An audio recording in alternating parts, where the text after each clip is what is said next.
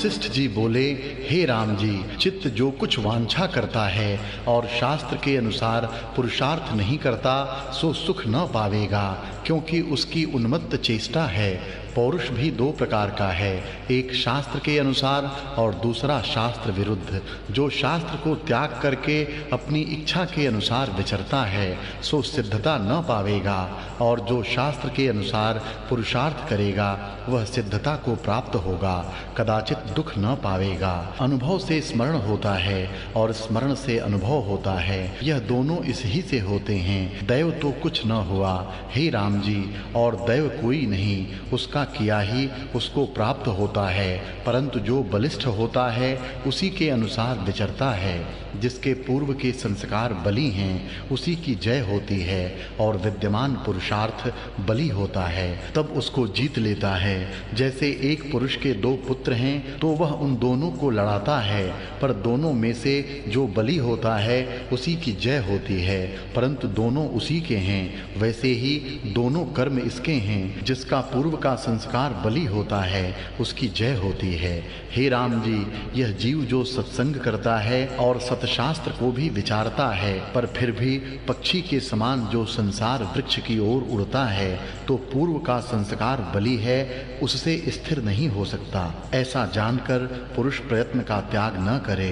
पूर्व के संस्कार से अन्यथा नहीं होता, परंतु पूर्व का संस्कार बली भी हो और सत्संग करे और सतशास्त्र का भी दृढ़ अभ्यास हो तो पूर्व संस्कार को पुरुष प्रयत्न से जीत लेता है। जैसे पूर्व के संस्कार से दुष्कृत किया है और आगे सुकृत करे तो पिछले का अभाव हो जाता है, सो पुरुष प्रयत्न से ही होता है। पुरुषार्थ क्या है और उससे क्या सिद्ध होता है सो श्रवण करिए। ज्ञानवान जो संत हैं और सतशास्त्र जो ब्रह्म विद्या है उसके अनुसार प्रयत्न करने का नाम पुरुषार्थ है, और पुरुषार्थ से पाने योग्य आत्मा है, जिससे संसार समुद्र से पार होता है। हे राम जी, जो कुछ सिद्ध होता है सो अपने पुरुषार्थ से ही सिद्ध होता है, दूसरा कोई दैव नहीं। जो शास्त्र के अनुसार पुरुषार्थ को त्याग कर कहता है कि जो कुछ करेगा सो दैव करेगा, वह मनुष्य नहीं गर्दभ है। उसका संग करना दुख का कारण है। मनुष्य को प्रथम तो यह करना चाहिए कि अपने वर्णाश्रम के शुभ आचारों को ग्रहण करे और अशुभ का त्याग करे, फिर संतों का संग और सतशास्त्रों का विचारना, और उनको विचार कर अपने गुण दोष को भी विचार करने चाहिए कि दिन और रात्रि में क्या शुभ और अशुभ किया है। फिर गुण और दोषों का भी साक्षीभूत होकर जो संतोष, धैर्य, विराग, विचार और अभ्यास आदि गुण हैं उनको बढ़ावे, और जो दोष हों उनका त्याग करे। जब ऐसे पुरुषार्थ को अंगीकार करेगा तब परमानंद रूप आत्म तत्व को पावेगा। इससे हे राम जी, जैसे वन का मृग घास, तृण और पत्तों को रसीला जान के खाता है, वैसे ही स्त्री, पुत्र, बांधव, धनादि में मग्न होना चाहिए। इनसे विरक्त होना और दांतों से दांतों को चबाकर संसार समुद्र के पार होने का यत्न करना चाहिए। जैसे केसरी सिंह बल करके पिंजरे में से निकल जाता है, वैसे ही निकल जाने का नाम पुरुषार्थ है। हे राम जी, जिसको कुछ सिद्धता की प्राप्ति हुई है उसे पुरुषार्थ से ही हुई है, पुरुषार्थ बिना नहीं होती। जैसे प्रकाश बिना किसी पदार्थ का ज्ञान नहीं होता। जिस पुरुष ने अपना पुरुषार्थ त्याग दिया है और दैव के आश्रय हो यह समझता है कि हमारा दैव कल्याण करेगा, वह कभी सिद्ध नहीं होगा। जैसे पत्थर से तेल निकालना चाहे तो नहीं निकलता, वैसे ही उसका कल्याण दैव से न होगा। इसलिए हे राम जी, तुम दैव का आश्रय त्याग कर अपने पुरुषार्थ का आश्रय करो। जिसने अपना पुरुषार्थ त्यागा है उसको सुंदर कांति और लक्ष्मी त्याग जाती है। जैसे वसंत ऋतु की मंजरी वसंत ऋतु के जाने से विरस हो जाती है, वैसे ही उनकी कांति लघु हो जाती है। जिस पुरुष ने ऐसा निश्चय किया है कि हमारा पालने वाला दैव है, वह पुरुष ऐसा है जैसे कोई अपनी भुजा को सर्प जान भय खाके दौड़ता है और भय पाता है। पुरुषार्थ यह है कि संत का संग और सतशास्त्रों का विचार करके उनके अनुसार विचरे। जो उनको त्याग के अपनी इच्छा के अनुसार विचारते हैं सो सुख और सिद्धता न पावेंगे, और जो शास्त्र के अनुसार विचारते हैं वह इस लोक और परलोक में सुख और सिद्धता पावेंगे।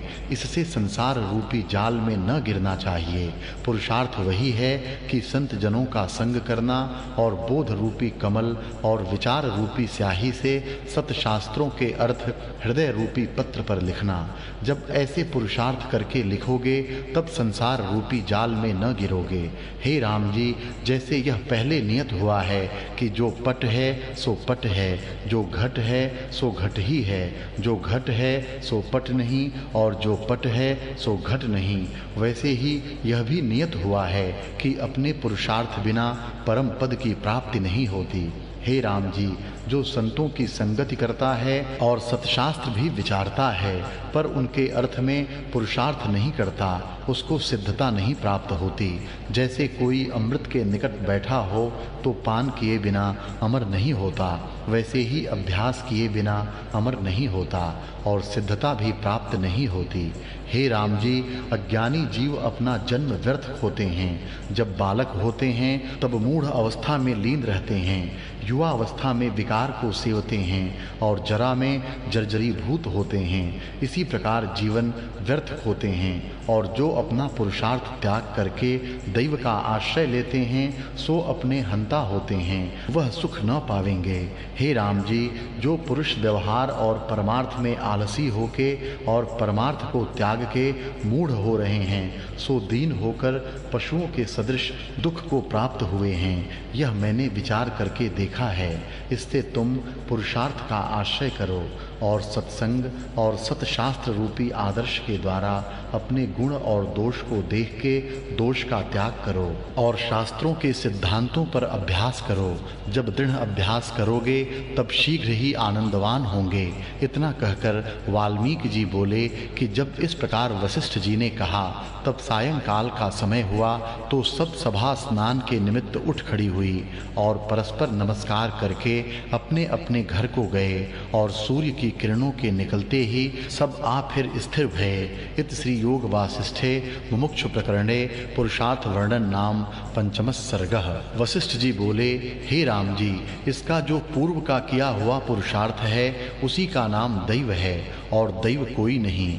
जब यह सत्संग और सतशास्त्र का विचार पुरुषार्थ से करे तब पूर्व के संस्कार को जीत लेता है। जिस इष्ट पुरुष के पाने का यह शास्त्र द्वारा यत्न करेगा उसको अवश्यमेव अपने पुरुषार्थ से पावेगा, अन्यथा कुछ नहीं होता, न हुआ है और न होगा।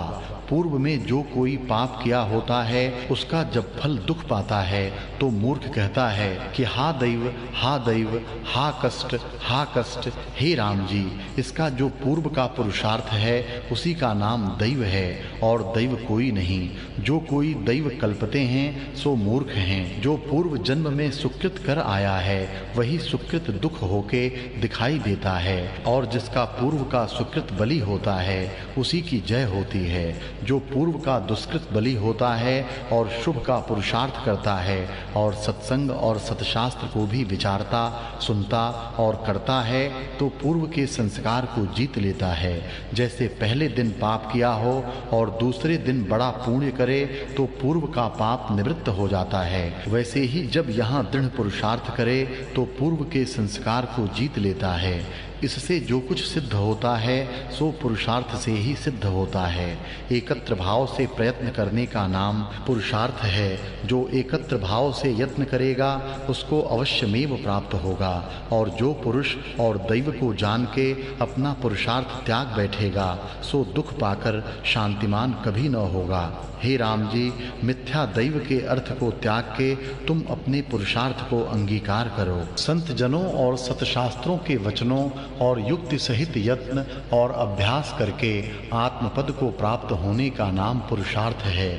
जैसे प्रकाश से पदार्थ का ज्ञान होता, वैसे ही पुरुषार्थ से आत्मपद की प्राप्ति होती है। जो पूर्व कर्मानुसार बड़ा पापी होता है, तो यही दृढ़ पुरुषार्थ करने से उसको जीत लेता है। जैसे बड़े मेघ को पवन नाश करता है और जैसे वर्ष दिन के पके खेत को बर्फ नाश कर देती है, वैसे ही पुरुष का पूर्व संस्कार प्रयत्न से नष्ट होता है। हे राम जी, श्रेष्ठ पुरुष वही है जिसने सत्संग और सतशास्त्र द्वारा बुद्धि को तीक्ष्ण करके संसार समुद्र से तरने का पुरुषार्थ किया है। जिसने सत्संग और सतशास्त्र द्वारा बुद्धि तीक्ष्ण नहीं की और पुरुषार्थ को त्याग बैठा है, वह पुरुष नीच से नीच गति को पावेगा। जो श्रेष्ठ पुरुष हैं, वे अपने पुरुषार्थ से परमानंद पद को पावेंगे, जिसके पाने से फिर दुखी न होंगे। जो देखने में दीन होता है, वह भी सत्संगति और सतशास्त्र के अनुसार पुरुषार्थ करता है तो उत्तम पदवी को प्राप्त होता दिखता है। हे राम जी, जिस पुरुष ने प्रयत्न किया है, उसको सब संपदा आप्राप्त होती है और परमानंद से पूर्ण रहता है। जैसे समुद्र रत्न से पूर्ण है, वैसे ही वह भी परमानंद से पूर्ण होता है। इससे जो श्रेष्ठ पुरुष हैं, वे अपने पुरुषार्थ द्वारा संसार के बंधन से निकल जाते हैं। जैसे केसरी सिंह अपने बल से पिंजरे में से निकल जाता है। हे राम जी, यह पुरुष और कुछ न करे तो यह तो अवश्य करे कि अपने वर्णाश्रम के अनुसार विचरे और साथ ही पुरुषार्थ करे। जब संत और सतशास्त्र के आश्रय होके उसके अनुसार पुरुषार्थ करेगा, तब सब बंधनों से मुक्त होगा। जिस पुरुष ने अपने पुरुषार्थ का त्याग किया है और किसी दैव को मान के कहता है कि वह मेरा कल्याण करेगा, सो जन्म मरण को प्राप्त होकर शांतिमान कभी न होगा। हे राम जी, इस जीव को संसार रूपी विसूचिका रोग लगा है, उसको दूर करने का उपाय मैं कहता हूँ। संतों और सतशास्त्रों के अर्थ में दृढ़ भावना करके जो कुछ सुना है, उसका बारंबार अभ्यास करके और सब कल्पना त्याग के एकांत होकर उसका चिंतन करे, तब परम पद की प्राप्ति होगी और द्वैत भ्रम निवृत्त होकर अद्वैत रूप भासेगा। इसी का नाम पुरुषार्थ है। इत श्री योग वासिष्ठे मुमुक्षु प्रकरणे परम पुरुषार्थ वर्णन नाम षष्ठ सर्गः। वशिष्ठ जी बोले, हे राम जी, पुरुषार्थ बिना इसको आध्यात्मिक आदि ताप अप्राप्त होते हैं, उससे शांति नहीं पाता। तुम भी रोगी न होना, अपने पुरुषार्थ द्वारा जन्म मरण के बंधन से मुक्त होना। कोई दैव मुक्ति नहीं करेगा, अपने पुरुषार्थ ही द्वारा संसार बंधन से मुक्त होता है। जिस पुरुष ने अपने पुरुषार्थ का त्याग किया है और किसी और दैव को मानकर उसके आश्रित हुआ है, उसके धर्म, अर्थ और काम सभी नष्ट हो जाते हैं और नीच से नीच गति को प्राप्त होता है। हे राम जी, शुद्ध चैतन्य जो इसका अपना आप वास्तविक रूप है, उसके आश्रय जो चित्त संवेदन स्फूर्ति है, सो अहं ममत्व संवेदन होके फुरने लगती है। इंद्रियां भी अहंता से स्फूर्ति हैं। जब यह स्फुरना संत और शास्त्रों के अनुसार हो, तब पुरुष परम शुद्धता को प्राप्त होता है। और जो शास्त्र के अनुसार न हो, तो वासना के अनुसार भाव अभाव रूप भ्रमजाल में पड़ा घटी यंत्र की भांति भटककर शांतिमान कभी नहीं होता। हे राम जी, जिस किसी को सिद्धता प्राप्त हुई है, अपने पुरुषार्थ से ही हुई है। बिना पुरुषार्थ सिद्धता को प्राप्त न होगा। जब किसी पदार्थ को ग्रहण करना होता है, तो भुजा पसारे से ही ग्रहण करना होता है, और जो किसी देश को जाना चाहे तो चलने से ही पहुंचता है, अन्यथा नहीं। इससे पुरुषार्थ बिना कुछ सिद्ध नहीं होता। जो कहता है कि जो दैव करेगा सो होगा, वह मूर्ख है। हे राम जी, दैव कोई नहीं है, इस पुरुषार्थ का ही नाम दैव है। यह दैव शब्द मूर्खों का प्रचार किया हुआ है कि जब किसी कष्ट से दुख पाते हैं तो कहते हैं कि दैव का किया है, पर कोई दैव नहीं है। हे रामचंद्र जी, जो अपना पुरुषार्थ त्याग के दैव के आश्रय हो रहेगा, वह कभी सिद्धता को न प्राप्त होगा, क्योंकि अपने पुरुषार्थ बिना सिद्धता किसी को प्राप्त नहीं होती। जब बृहस्पति जिसने दृढ़ पुरुषार्थ किया तब सर्व देवताओं के राजा इंद्र के गुरु हुए। शुक्र जी अपने पुरुषार्थ द्वारा सब दैत्यों के गुरु हुए हैं। जो समान जीव हैं उनमें जिस पुरुष ने प्रयत्न किया है सो पुरुष उत्तम हुआ है। जिसको जितनी सिद्धता प्राप्त हुई है अपने पुरुषार्थ से ही हुई है। जिस पुरुष ने संतों और शास्त्रों के अनुसार पुरुषार्थ नहीं किया उसका बड़ा राज्य, प्रजा, धन और विभूति मेरे देखते ही देखते क्षीण हो गई और नरक में गया है। जिससे कुछ अर्थ सिद्ध हो उसका नाम पुरुषार्थ है और जिससे अनर्थ की प्राप्ति हो उसका नाम अपुरुषार्थ है। हे राम जी, मनुष्य को सत शास्त्रों और संत संग से शुभ गुणों को पुष्ट करके दया, धैर्य, संतोष और वैराग्य का अभ्यास करना चाहिए। जैसे बड़े ताल से मेघ पुष्ट होता है और फिर वर्षा करके ताल को पुष्ट करता है, वैसे ही शुभ गुणों से बुद्धि पुष्ट होती है और शुद्ध बुद्धि से शुभ गुण पुष्ट होते हैं। हे राम जी, जो बालक अवस्था से अभ्यास किए होता है उसको सिद्धता प्राप्त होती है, अर्थात दृढ़ अभ्यास बिना सिद्धता प्राप्त नहीं होती। जो किसी देश अथवा तीर्थ को जाना चाहे तो मार्ग में निरालस होके चला जावे तभी जा पहुँचेगा। जब भोजन करेगा तभी क्षुधा निवृत्त होगी, अन्यथा न होगी। जब मुख में जिह्वा शुद्ध होगी तभी पाठ स्पष्ट होगा। गूंगे से पाठ नहीं होता। इसलिए जो कुछ कार्य सिद्ध होता है सो अपने पुरुषार्थ से ही सिद्ध होता है।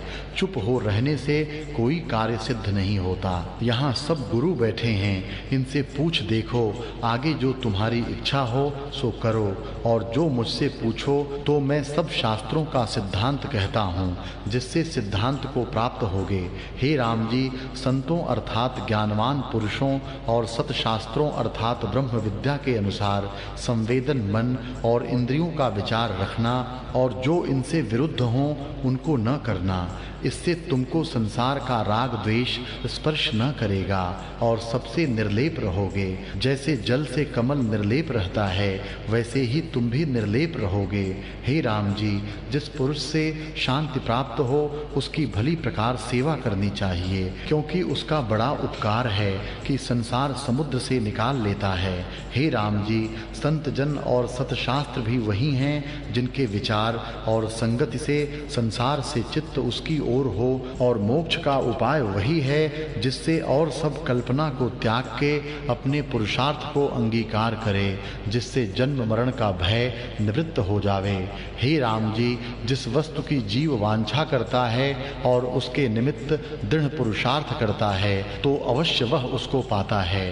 बड़े तेज और विभूति से संपन्न जो तुमको दृष्टि आता और सुना जाता है वह अपने पुरुषार्थ से ही हुआ है, और जो महानिकृष्ट सर्प, कीट आदि तुमको दृष्टि आते हैं उन्होंने अपने पुरुषार्थ का त्याग किया है तभी ऐसे हुए हैं। हे राम जी, अपने पुरुषार्थ का आश्रय करो, नहीं तो सर्प कीटादिक नीच योनि को प्राप्त होगे।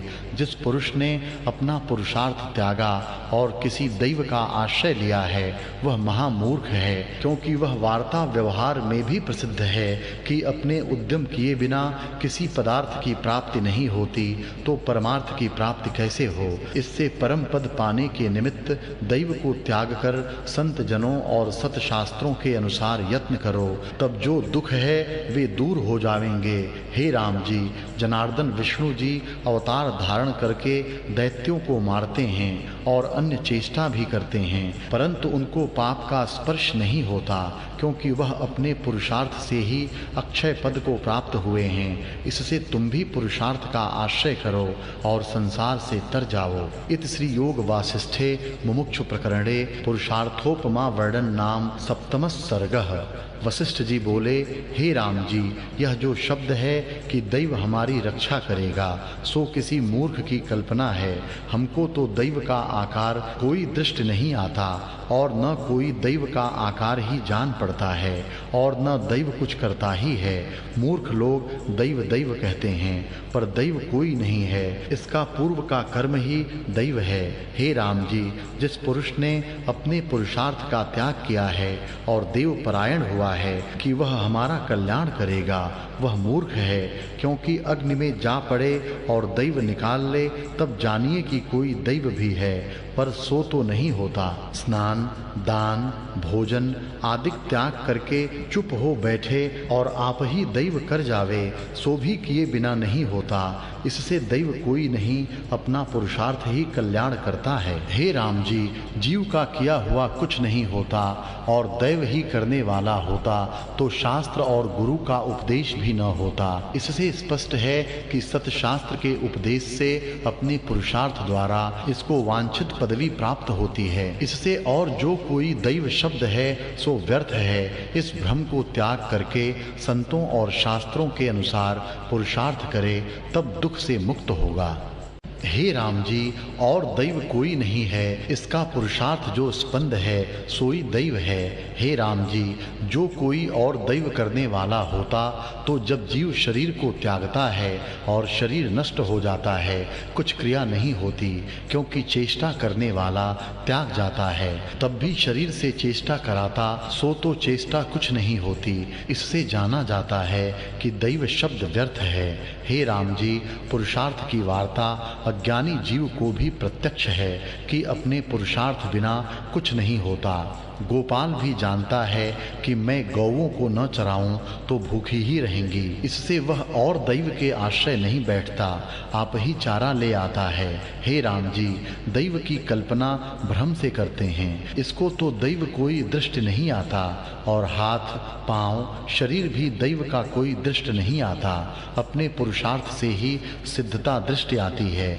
जो कोई आकार से रहित दैव कल्पिए तो भी नहीं बनता, क्योंकि निराकार और साकार का संयोग कैसे हो। हे राम जी, दैव कोई नहीं, केवल अपना पुरुषार्थ ही दैव रूप है। जो राजा रिद्धि सिद्धि संयुक्त भासता है सो भी अपने पुरुषार्थ से ही हुआ है।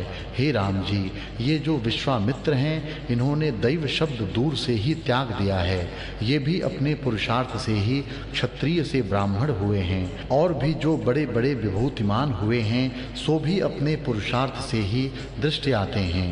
हे राम जी, जो दैव पढ़े बिना पंडित करे तो जानिए दैव ने किया, पर पढ़े बिना तो पंडित नहीं होता। जो अज्ञानी से ज्ञानवान होते हैं सो भी अपने पुरुषार्थ से ही होते हैं। इससे दैव कोई नहीं। मिथ्या भ्रम को त्याग कर संत जनों और सतशास्त्रों के अनुसार संसार समुद्र तरने का प्रयत्न करो। तुम्हारे पुरुषार्थ बिना दैव कोई नहीं। जो और दैव होता तो बहुत बेर क्रिया वाला भी अपनी क्रिया को त्याग के सो रहता कि दैव आप ही करेगा, पर ऐसा तो कोई नहीं करता। इससे अपने पुरुषार्थ बिना कुछ सिद्ध नहीं होता। जो कुछ इसका किया न होता तो पाप करने वाले नरक न जाते और पुण्य करने वाले स्वर्ग न जाते, परंतु पाप करने वाले नरक में जाते हैं और पुण्य करने वाले स्वर्ग में जाते हैं। इससे जो कुछ प्राप्त होता है सो अपने पुरुषार्थ से ही होता है। हे राम जी, जो कोई ऐसा कहे कि कोई दैव करता है तो उसका सिर काटिए। जो वह दैव के आश्रय जीता रहे तो जानिए कि कोई दैव है, पर सो तो जीता कोई भी नहीं। इससे दैव शब्द को मिथ्या भ्रम जान के संत जनों और सतशास्त्रों के अनुसार अपने पुरुषार्थ से आत्मपद में स्थित हों। इत श्री योग वासिष्ठे मुमुक्षु प्रकरणे परम पुरुषार्थ वर्णन नामस्तम सर्गः।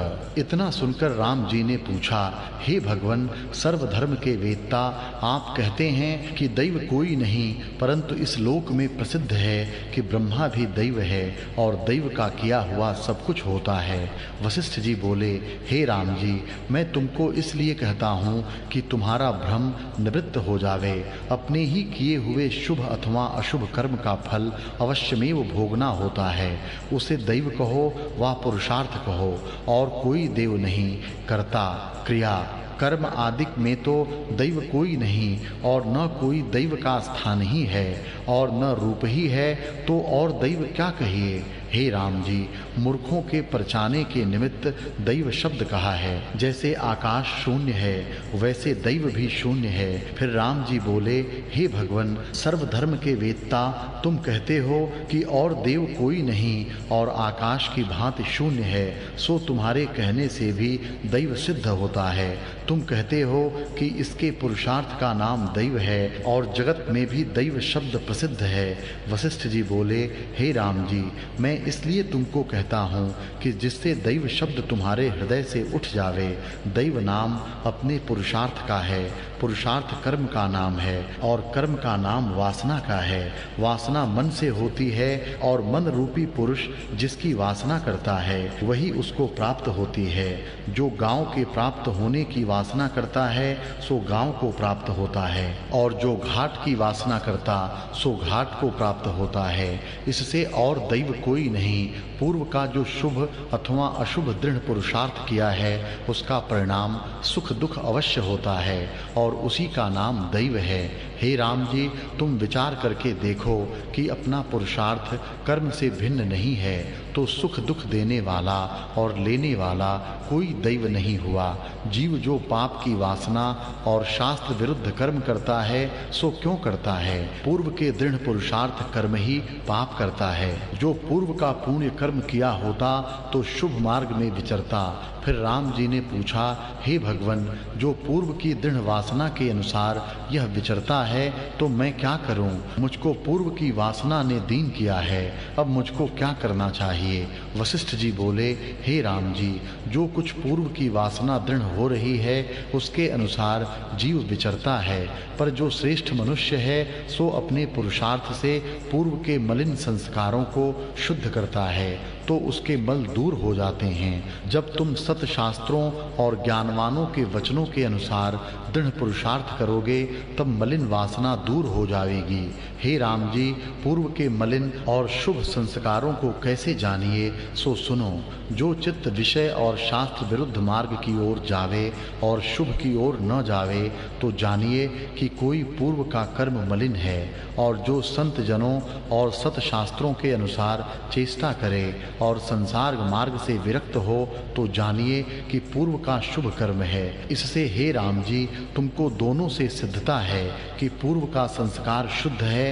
इससे तुम्हारा चित्त सत्संग और सत शास्त्रों के वचनों को ग्रहण करके शीघ्र ही आत्मपद को प्राप्त होगा। और जो तुम्हारा चित्त शुभ मार्ग में स्थिर नहीं हो सकता तो दृढ़ पुरुषार्थ करके संसार समुद्र से पार हो। हे राम जी, तुम चैतन्य हो, जड़ तो नहीं हो। अपने पुरुषार्थ का आश्रय करो और मेरा भी यही आशीर्वाद है कि तुम्हारा चित्त शीघ्र ही शुद्ध आचरण और ब्रह्म विद्या के सिद्धांत सार में स्थित हो। हे राम जी, श्रेष्ठ पुरुष भी वही है जिसका पूर्व का संस्कार यद्यपि मलिन भी था परंतु संतों और सत शास्त्रों के अनुसार दृढ़ पुरुषार्थ करके सिद्धता को प्राप्त हुआ है। और मूर्ख जीव वह है जिसने अपना पुरुषार्थ त्याग दिया है, जिससे संसार से मुक्त नहीं होता। पूर्व का जो कोई पाप कर्म किया होता है उसकी मलिनता से पाप में धावता है और अपने पुरुषार्थ के त्यागने से अंधा होकर विशेष धावता है। जो श्रेष्ठ पुरुष है उसको यह करना चाहिए कि प्रथम तो पांचों इंद्रियों को वश करे, फिर शास्त्र के अनुसार उनको बरतावे और शुभ वासना दृढ़ करे, अशुभ का त्याग करे। यद्यपि त्यागनीय दोनों वासना हैं, पर प्रथम शुभ वासना को इकट्ठी करे, फिर अशुभ त्याग करे। जब शुद्ध वासना करके कषाय परिपक्व होगा अर्थात अंतःकरण जब शुद्ध होगा तब संतों और सतशास्त्रों के सिद्धांत का विचार उत्पन्न होगा और उससे तुमको आत्मज्ञान की प्राप्ति होगी। उस ज्ञान के द्वारा आत्म साक्षात्कार होगा, फिर क्रिया और ज्ञान का भी त्याग हो जाएगा और केवल शुद्ध अद्वैत रूप अपना आप शेष भासेगा। इससे हे राम जी, और सब संकल्प का त्याग कर संत जनों और सत शास्त्रों के अनुसार पुरुषार्थ करो। इत श्री योग वासिष्ठे मुमुक्षु प्रकरणे परम पुरुषार्थ वर्णन नाम 9वां सर्गः। वशिष्ठ जी बोले, हे राम जी, मेरे वचनों को ग्रहण करो। यह वचन बांधव के समान है, अर्थात तुम्हारे परम मित्र होंगे और दुख से तुम्हारी रक्षा करेंगे।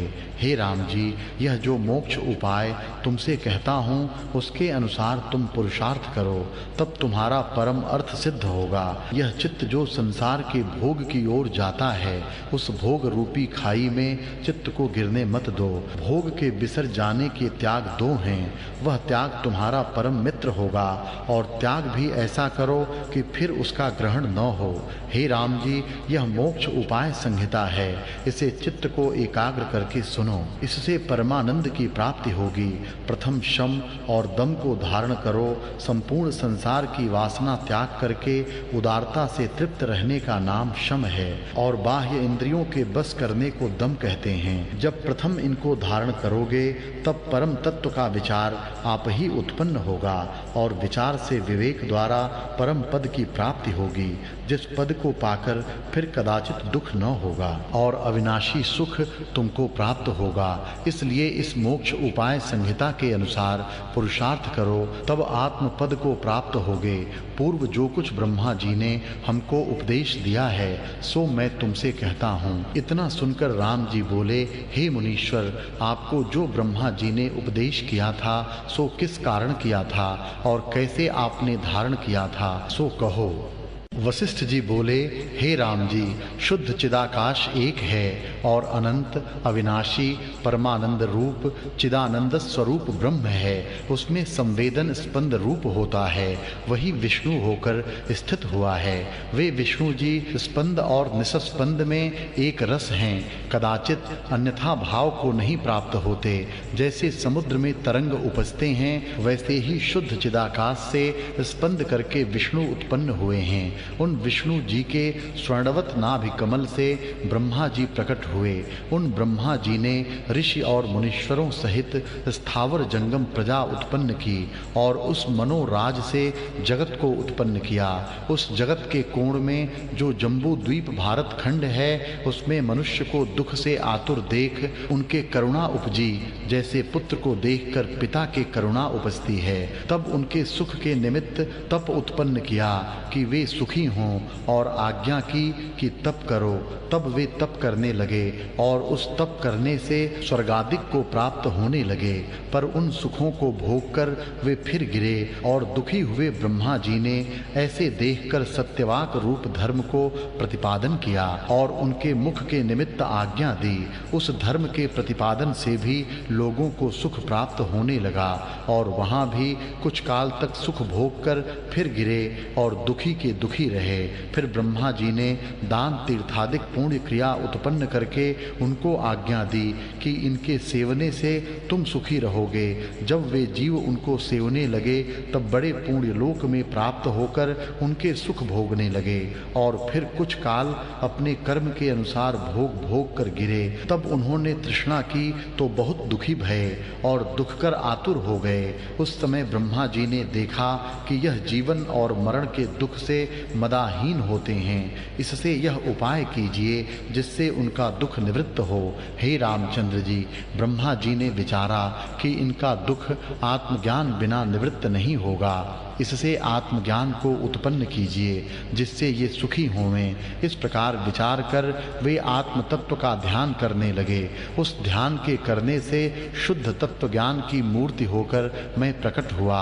मैं भी ब्रह्मा जी के समान हूँ। जैसे उनके हाथ में कमंडलू है वैसे मेरे हाथ में भी है। जैसे उनके कंठ में रुद्राक्ष की माला है वैसे मेरे कंठ में भी है, और जैसे उनके ऊपर मृगछाला है वैसे ही मेरे ऊपर भी है। मेरा शुद्ध ज्ञान स्वरूप है और मुझको जगत कुछ नहीं भासता, और भासता है तो स्वप्न की भांति भासता है। तब ब्रह्मा जी ने विचार किया कि इसको मैंने जीव के कल्याण के निमित्त उत्पन्न किया है, पर यह तो शुद्ध ज्ञान स्वरूप है, और ज्ञान मार्ग का उपदेश तब हो जब कुछ प्रश्नोत्तर हो, और तभी सत्य मिथ्या का विचार होवे। हे राम जी, तब जीवों के कल्याण के निमित्त ब्रह्मा जी ने मुझको गोद में बैठाया और शीश पर हाथ फेरा। तब तो जैसे चंद्रमा की किरण से शीतलता होती है वैसे ही मैं उससे शीतल हो गया। फिर ब्रह्मा जी ने मुझको जैसे हंस को हंस कहे वैसा कहा, हे पुत्र, जीवों के कल्याण के निमित्त तुम एक मुहूर्त पर्यंत पर्यंत अज्ञान को अंगीकार करो। जो श्रेष्ठ पुरुष हैं सो औरों के निमित्त भी अंगीकार करते आए हैं। जैसे चंद्रमा बहुत निर्मल है परंतु श्यामता को अंगीकार किए हैं, वैसे ही तुम भी एक मुहूर्त अज्ञान को अंगीकार करो। हे राम जी, इस प्रकार मुझको कहकर ब्रह्मा जी ने शाप दिया कि तू अज्ञानी होगा। तब मैंने ब्रह्मा जी की आज्ञा मानी और शाप को अंगीकार किया और मेरा जो शुद्ध आत्म तत्व अपना आप था सो अन्य की भांति हो गया। मेरी स्वभाव सत्ता मुझको विस्मरण हो गई और मेरा मन जाग आया। तब भाव अभाव रूप जगत मुझको भासने लगा और अपने को मैं वशिष्ठ और ब्रह्मा जी का पुत्र जानने लगा और नाना प्रकार के पदार्थ सहित जगत जानकर उनकी ओर चंचल होने लगा। फिर मैंने संसार जाल को दुख रूप जानकर ब्रह्मा जी से पूछा, हे भगवन, यह संसार कैसे उत्पन्न हुआ और कैसे लीन होता है? हे राम जी, जब मैंने इस प्रकार पिता ब्रह्मा जी से प्रश्न किया तो उन्होंने भली प्रकार मुझको उपदेश किया। उससे मेरा अज्ञान नष्ट हो गया। जैसे सूर्य के उदय होने से तम निवृत्त हो जाता है और जैसे आदर्श को मार्जन करने से शुद्ध हो जाता है, वैसे ही मैं भी शुद्ध हुआ। हे राम जी, उस उपदेश से मैं ब्रह्मा जी से भी अधिक हो गया। उस समय मुझको परमेष्ठी ब्रह्मा जी ने आज्ञा की कि हे पुत्र, जम्बू द्वीप भारत खंड में तुमको अष्ट प्रजापति का अधिकार है। वहां जाकर जीवों को उपदेश करो। जिसको संसार के सुख की इच्छा हो उसको कर्म मार्ग का उपदेश करना, जिससे वे स्वर्गादिक सुख भोगें, और जो संसार से विरक्त हों और आत्मपद की इच्छा रखता हो उसको ज्ञान उपदेश करना। हे राम जी, इस प्रकार मेरा उपदेश और उत्पत्ति हुई और इस प्रकार मेरा आना हुआ। इतसी योग वासिष्ठे मुमुक्षु प्रकरणे वसिष्ठोपदेश गमन नाम दशम सर्गः। इतना सुनकर श्री राम जी बोले, हे भगवन, उस ज्ञान की उत्पत्ति से अनंत जीवों की शुद्धि कैसे हुई सो कृपा करके कहिए। वशिष्ठ जी बोले, हे राम जी, जो शुद्ध आत्म तत्व है उसको स्वभाव रूप संवेदन स्फूर्ति है, वह ब्रह्मा रूप होकर स्थित हुई है। जैसे समुद्र अपनी द्रवता से तरंग रूप होता है, वैसे ही ब्रह्मा जी हुए हैं। उन्होंने संपूर्ण जगत को उत्पन्न करके तीनों काल उत्पन्न किए। जब कुछ काल व्यतीत हुआ तो कलयुग आया। उससे जीवों की बुद्धि मलिन हो गई और पाप में विचरकर शास्त्र वेद की आज्ञा उल्लंघन करने लगे। जब इस प्रकार धर्म की मर्यादा छिप गई और पाप प्रकट हुआ तो जितनी कुछ राजधर्म की मर्यादा थी सो भी नष्ट हो गई और अपनी इच्छा के अनुसार जीव विचरकर कष्ट पाने लगे। उनको देखकर ब्रह्मा जी को करुणा उपजी और दया करके मुझसे, सनत कुमार से और नारद से बोले कि हे पुत्रों, तुम भूलोक में जाकर जीवों को शुद्ध उपदेश कर धर्म की मर्यादा स्थापन करो। जिस जीव को भोग की इच्छा हो उसको कर्मकांड और जप तप स्नान संध्या यज्ञादिक का उपदेश करना, और जो संसार से विरक्त हुए हों और मुमुक्ष हों और जिन्हें परम पद पाने की इच्छा हो उनको ब्रह्म ज्ञान का उपदेश करना। यह आज्ञा देकर हमको भूमि लोक में भेजा। तब हम ऋषीश्वर इकट्ठे होकर विचारने लगे कि जगत की मर्यादा किस प्रकार हो और जीव शुभ मार्ग में कैसे विचरें। तब हमने यह विचार किया कि प्रथम राज्य का स्थापन करो कि उसकी आज्ञा अनुसार जीव विचरें। निदान प्रथम दंडकर्ता राज्य स्थापन किया। जिन राजों के बड़े वीर्यवान, तेजवान और उदार आत्मा थे उनको भी हमने अध्यात्म विद्या का उपदेश किया, जिससे वे परम पद को प्राप्त हुए और परमानंद रूप अविनाशी पद ब्रह्म विद्या के उपदेश से उनको प्राप्त हुआ। तब वे सुखी हुए।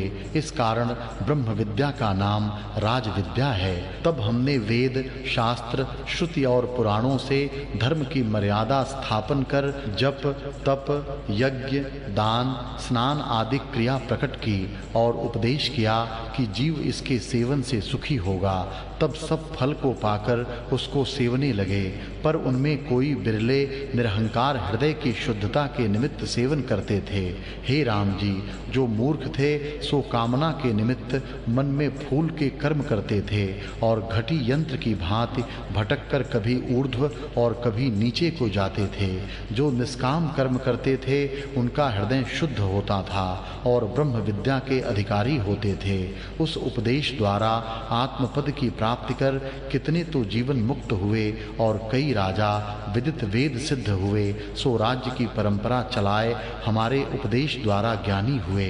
राजा दशरथ भी ज्ञानवान हुए और तुम भी इसी दशा को प्राप्त हुए हो। जैसे तुम विरक्त हुए हो वैसे ही आगे भी स्वाभाविक विरक्त हुए हैं। सो स्वभाव से ही तुम शुद्ध हो, इसी कारण तुम श्रेष्ठ हो। जो कोई अनिष्ट दुख प्राप्त होता है उससे विरक्तता उपजती है, सो तुमको नहीं हुई। तुम्हें तो सब इंद्रियों के विषय विद्यमान होने पर वैराग्य हुआ है, इससे तुम श्रेष्ठ हो। हे राम जी, मसान आदि कष्ट के स्थानों को देख के तो सबको वैराग्य उपजता है कि कुछ नहीं, मर जाना है, पर उनमें जो कोई श्रेष्ठ पुरुष होता है सो वैराग्य को दृढ़ रखता है और मूर्ख हैं सो फिर विषय में आसक्त होता है। इससे जिनको अकारण वैराग्य उपजता है सो श्रेष्ठ हैं। हे राम जी, जो श्रेष्ठ पुरुष हैं सो अपने वैराग्य और अभ्यास के बल से संसार बंधन से मुक्त हो जाते हैं। जैसे हस्ती बंधन को तोड़ के अपने बल से निकल जाता है और सुखी होता है, वैसे ही वैराग्य अभ्यास के बल से बंधन से ज्ञानी मुक्त होते हैं। हे राम जी, यह संसार बड़ा अनर्थ रूप है। जिस पुरुष ने अपने पुरुषार्थ से इस बंधन को नहीं तोड़ा उसको राग द्वेष रूपी अग्नि जलाती है, और जिस पुरुष ने अपने पुरुषार्थ से शास्त्र और गुरु के प्रणाम व युक्ति से ज्ञान को सिद्ध किया है वह उस पद को प्राप्त हुआ है। जैसे वर्षा काल में बहुत वर्षा होने से वन को दावानल नहीं जला सकता, वैसे ही ज्ञानी को आध्यात्मिक, आधिदैविक और आधि भौतिक ताप कष्ट नहीं दे सकते। हे राम जी, जिन श्रेष्ठ पुरुषों ने संसार को विरस जानकर त्याग दिया है उनको संसार के पदार्थ गिरा नहीं सकते, और जो मूर्ख हैं उनको गिरा देते हैं। जैसे तीक्ष्ण पवन के वेग से वृक्ष गिर जाते हैं परंतु कल्प वृक्ष नहीं गिरता, वैसे ही हे राम जी, श्रेष्ठ पुरुष वही है जो संसार को विरस जानकर केवल आत्म तत्व की इच्छा करके परायण हो। उसी को ब्रह्म विद्या का अधिकार है और वही उत्तम पुरुष है।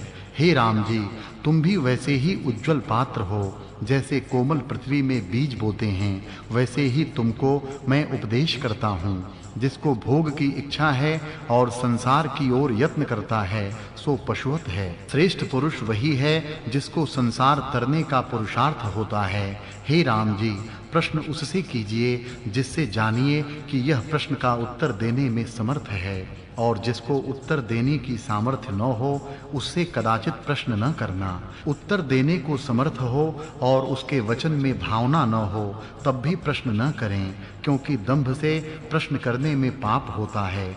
गुरु भी उन्हीं को उपदेश करता है जो संसार से विरक्त हों और जिनको केवल आत्मपरायण होने की श्रद्धा और आस्तिक भाव हो। हे राम जी, जो गुरु और शिष्य दोनों उत्तम होते हैं तो वचन शोभते हैं। तुम उपदेश के शुद्ध पात्र हो। जितने शिष्य के गुण शास्त्र में वर्णन किए हैं सो सब तुम में पाए जाते हैं, और मैं भी उपदेश करने में समर्थ हूँ। इससे कार्य शीघ्र होगा। हे राम जी, शुभ गुणों से तुम्हारी बुद्धि निर्मल हो रही है, इसलिए मेरा सिद्धांत का सार वचन तुम्हारे हृदय में प्रवेश करेगा। जैसे उज्जवल वस्त्र में केसर का रंग शीघ्र चढ़ जाता है, वैसे ही तुम्हारे निर्मल चित्त को उपदेश का रंग लगेगा। जैसे सूर्य के उदय से सूर्यमुखी कमल खिलता है, वैसे ही तुम्हारी बुद्धि शुभ गुणों से खिल आई है। हे राम जी, जो कुछ शास्त्र का सिद्धांत आत्म तत्व मैं तुमसे कहता हूँ उसमें तुम्हारी बुद्धि शीघ्र ही प्रवेश करेगी। जैसे निर्मल जल में सूर्य की कांति प्रवेश करती है, वैसे ही तुम्हारी बुद्धि आत्म तत्व में शुद्धता से प्रवेश करेगी। हे राम जी, मैं तुम्हारे आगे हाथ जोड़ के प्रार्थना करता हूँ कि जो कुछ मैं तुमको उपदेश करूँगा उसमें ऐसी आस्तिक भावना कीजिएगा कि इन वचनों से मेरा कल्याण होगा। जो तुमको धारणा न हो तो प्रश्न मत करना। जिस शिष्य को गुरु वचन में आस्तिक भावना होती है उसका शीघ्र ही कल्याण होता है। अब जिससे तुमको आत्मपद प्राप्त हो सो मैं कहता हूँ। प्रथम जो अज्ञानी जीव में असत्य बुद्धि है उसका संग त्याग करो और मोक्ष द्वार के चारों द्वारपालों से मित्र भावना करो। जब उनसे मित्र भाव होगा तब वह मोक्ष द्वार में पहुंचा देंगे और तभी तुमको आत्मदर्शन होवेगा। उन द्वारपालों के नाम सुनो: शम, संतोष, विचार और सत्संग। यह चारों द्वारपाल हैं। जिस पुरुष ने इनको वश में किया है उसको यह शीघ्र ही मोक्ष रूपी द्वार के अंदर कर देते हैं। हे राम जी, जो चारों वश में न हो तो 3 को ही वश में करो, अथवा 2 को ही वश में कर लो, अथवा 1 वश में करो। जो एक भी वश में होगा तो चारों ही वश में हो जाएंगे। इन चारों का परस्पर स्नेह है। जहाँ एक आता है वहाँ चारों आते रहते हैं। जिन पुरुषों ने इनसे स्नेह किया है सो सुखी हुए हैं और जिसने इनका त्याग किया है सो दुखी हैं। हे राम जी, यदि प्राण का त्याग हो तो भी एक साधन को तो बल से वश में करना चाहिए। एक के वश में करने से चारों ही वशीभूत होंगे। तुम्हारी बुद्धि में शुभ गुणों ने आके निवास किया है। जैसे सूर्य में सब प्रकाश आ जाते हैं वैसे ही संतों और शास्त्रों ने जो निर्मल गुण कहे हैं सो सब तुम में पाए जाते हैं। हे राम जी, तुम मेरे वचनों के वैसे अधिकारी हुए जैसे तंद्री के सुनने को अंदोरा स्पष्ट सुनने वाला अधिकारी होता है। चंद्रमा के उदय से जैसे चंद्रवंशी कमल खिल आते हैं वैसे ही शुभ गुणों से तुम्हारी बुद्धि खिल आई है। हे राम जी, सत्संग और सत्शास्त्रों द्वारा बुद्धि को तीक्ष्ण करने से शीघ्र ही आत्म तत्व में प्रवेश होता है। इससे श्रेष्ठ पुरुष वही है जिसने संसार को विरस जान के त्याग दिया है और संतों और सत्शास्त्रों के वचनों द्वारा आत्मपद पाने का यत्न करता है। वह अविनाशी पद को प्राप्त होता है। जो शुभ मार्ग त्याग करके संसार की ओर लगा है वह महामूर्ख जड़ है। जैसे शीतलता से जल बर्फ हो जाता है वैसे ही अज्ञानी मूर्खता से दृढ़ आत्म मार्ग से जड़ हो जाता है। हे राम जी, अज्ञानी के हृदय रूपी बिल में दुराशा रूपी सर्प रहता है। इससे वह कदाचित शांति नहीं पाता और कभी आनंद से प्रफुल्लित नहीं होता।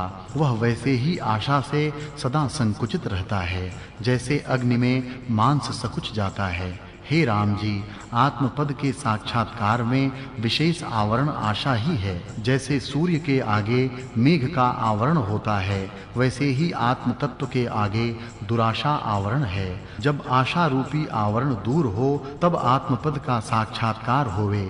हे राम जी, आशा तब दूर हो जब संतों की संगति और सत्शास्त्रों का विचार हो। हे राम जी, संसार रूपी एक बड़ा वृक्ष है सो बोध रूपी खंग से छेदा जा सकता है। जब सत्संग और सत्शास्त्र से बुद्धि रूपी खंग तीक्ष्ण हो तब संसार रूपी भ्रम का वृक्ष नष्ट हो जाता है। जब शुभ गुण होते हैं तब आत्मज्ञान आके विराजता है। जहाँ कमल होते हैं वहाँ भंवरे भी आके स्थित होते हैं। शुभ गुणों में आत्मज्ञान रहता है। हे राम जी, शुभ गुण रूप पवन से जब इच्छा रूपी मेघ निवृत्त होता है तब आत्म रूपी चंद्रमा का साक्षात्कार होता है। जैसे चंद्रमा के उदय होने से आकाश शोभा देता है वैसे ही आत्मा के साक्षात्कार होने से तुम्हारी बुद्धि खिलेगी। इत श्री योग वासिष्ठे मुमुक्षु प्रकरणे वासिष्ठोपदेशो नामैकादश सर्गः। वशिष्ठ जी बोले, हे राम जी, तुम मेरे वचनों के अधिकारी हो। मूर्ख मेरे वचनों के अधिकारी नहीं, क्योंकि जप, तप, वैराग्य, विचार, संतोष आदि जिज्ञासु के शुभ गुण जो शास्त्रों और संत जनों ने कहे हैं उनसे तुम संपन्न हो। और जितने गुरु के गुण शास्त्र में वर्णन किए हैं सो सब मुझ में हैं। जैसे रत्न से समुद्र संपन्न है वैसे ही गुणों से मैं संपन्न हूँ। इससे तुम मेरे वचनों को रजो और तमो आदि गुणों को त्याग कर शुद्ध सात्विकवान होकर सुनो। हे राम जी, जैसे चंद्रमा के उदय होने से चंद्रकांत मणि द्रवीभूत होती है और उसमें से अमृत निकलता है पर पत्थर की शिला में से नहीं निकलता, वैसे ही जो जिज्ञासु होता है उसी को परमार्थ का वचन लगता है, अज्ञानी को नहीं लगता। जैसे निर्मल चंद्रमुखी कमलनी हो पर चंद्रमा न हो तो वह प्रफुल्लित नहीं होती, वैसे ही जो शिष्य शुद्ध पात्र हो और उपदेश करने वाला ज्ञानवान न हो तो उसकी आत्मा का साक्षात्कार नहीं होता। इसलिए तुम मोक्ष के पात्र हो और मैं भी परम गुरु हूँ। मेरे उपदेश से तुम्हारा अज्ञान नष्ट होवेगा। अब मैं मोक्ष का उपाय कहता हूँ। यदि तुम उसको भले प्रकार विचारोगे तो जैसे महाप्रलय के सूर्य से मंदराचल पर्वत जल जाता है, वैसे ही तुम्हारे मलिन मन की वृत्ति का अभाव हो जाएगा। इससे हे राम जी, वैराग्य और अभ्यास के बल से इसको अपने में लीन कर शांतात्मा हो। तुमने बाल्यावस्था से अभ्यास कर रखा है, इससे मन को उपशम करके आत्मपद को प्राप्त होगे। हे राम जी, जिन्होंने सत्संग और सत्शास्त्रों द्वारा आत्मपद पाया है सो सुखी हुए हैं, फिर उनको दुख नहीं लगा, क्योंकि दुख देहाभिमान से होता है। सो देह का अभिमान तो तुमने त्याग ही दिया है। जिसने देह का अभिमान त्याग दिया है और देह को आत्मा से फिर ग्रहण नहीं करता सो सुखी रहता है। हे राम जी, जिसने आत्मिक बल विचार द्वारा आत्मपद प्राप्त किया है वह अकृत्रिम आनंद से सदा पूर्ण है और सब जगत उसको आनंद रूप भासता है। जो असम्यक दर्शी हैं उनको जगत अनर्थ रूप भासता है। हे राम जी, यह संसार रूप सर्प अज्ञानियों के हृदय में दृढ़ हो गया है। योग रूपी गारुणी मंत्र करके नष्ट हो जाता है, अन्यथा नष्ट नहीं होता। सर्प के विष से एक जन्म में मरता है और संसरण रूपी विष से अनेक जन्म पाकर मरता चला जाता है, कदाचित शांतिमान नहीं होता।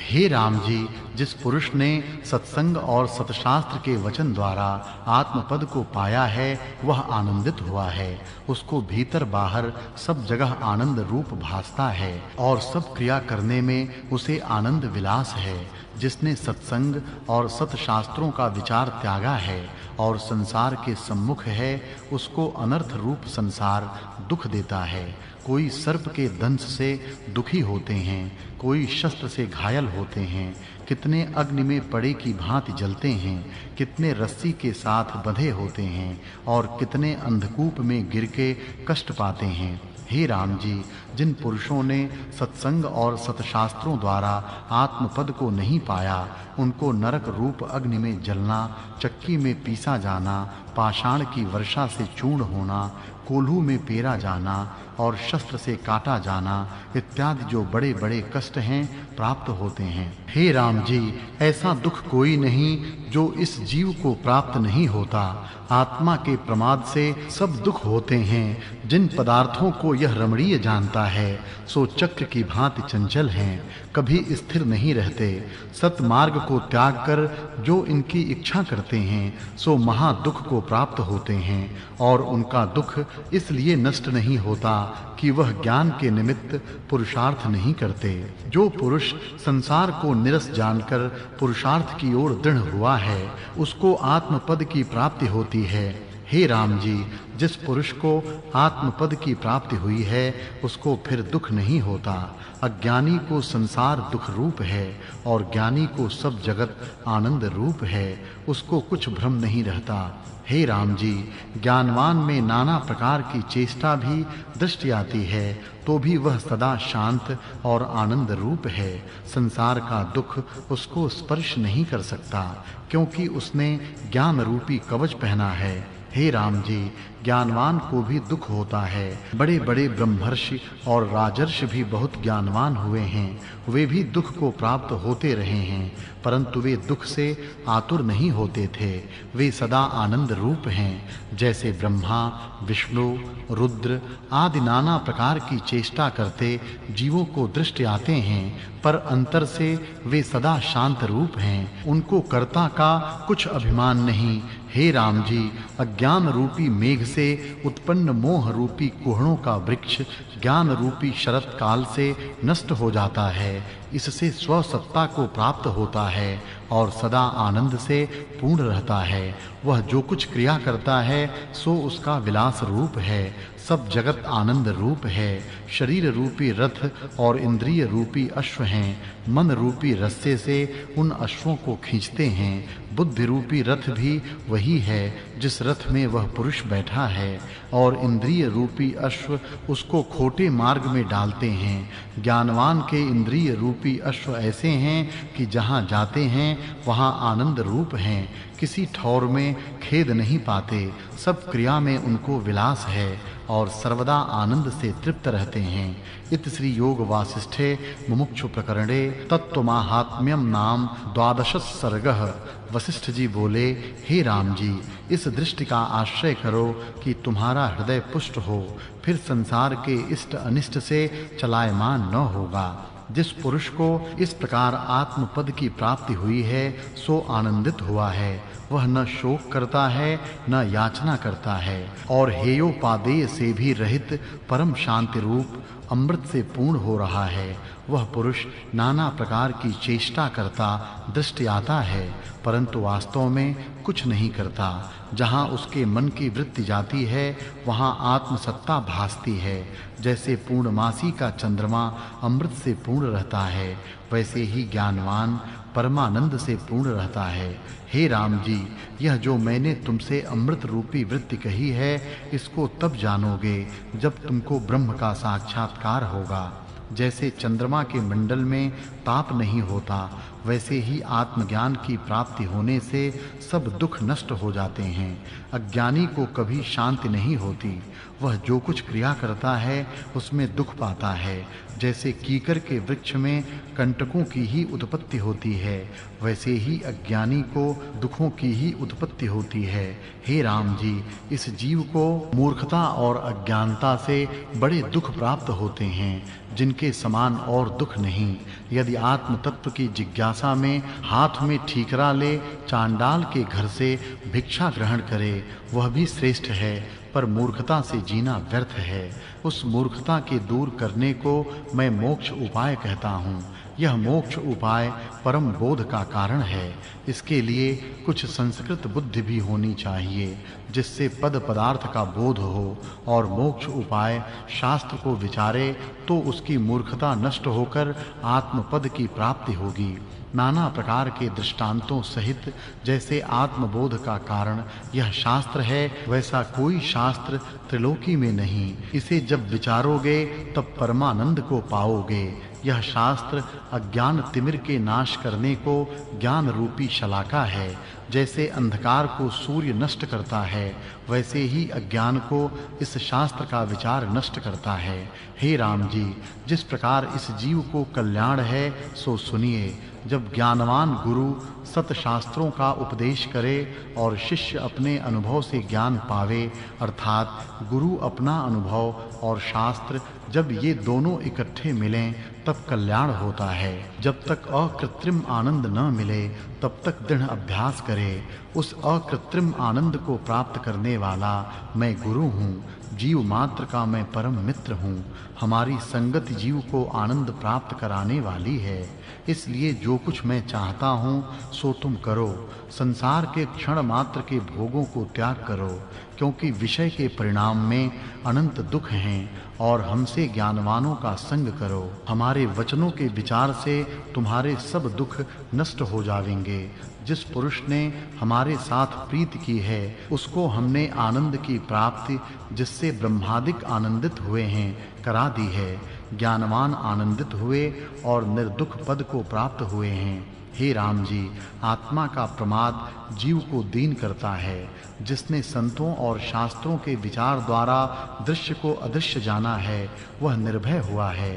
अज्ञानी का हृदय कमल तब तक सकुचा रहता है जब तक तृष्णा रूपी रात्रि नष्ट नहीं हो जाती और हृदय कमल आनंद से नहीं खिल आता।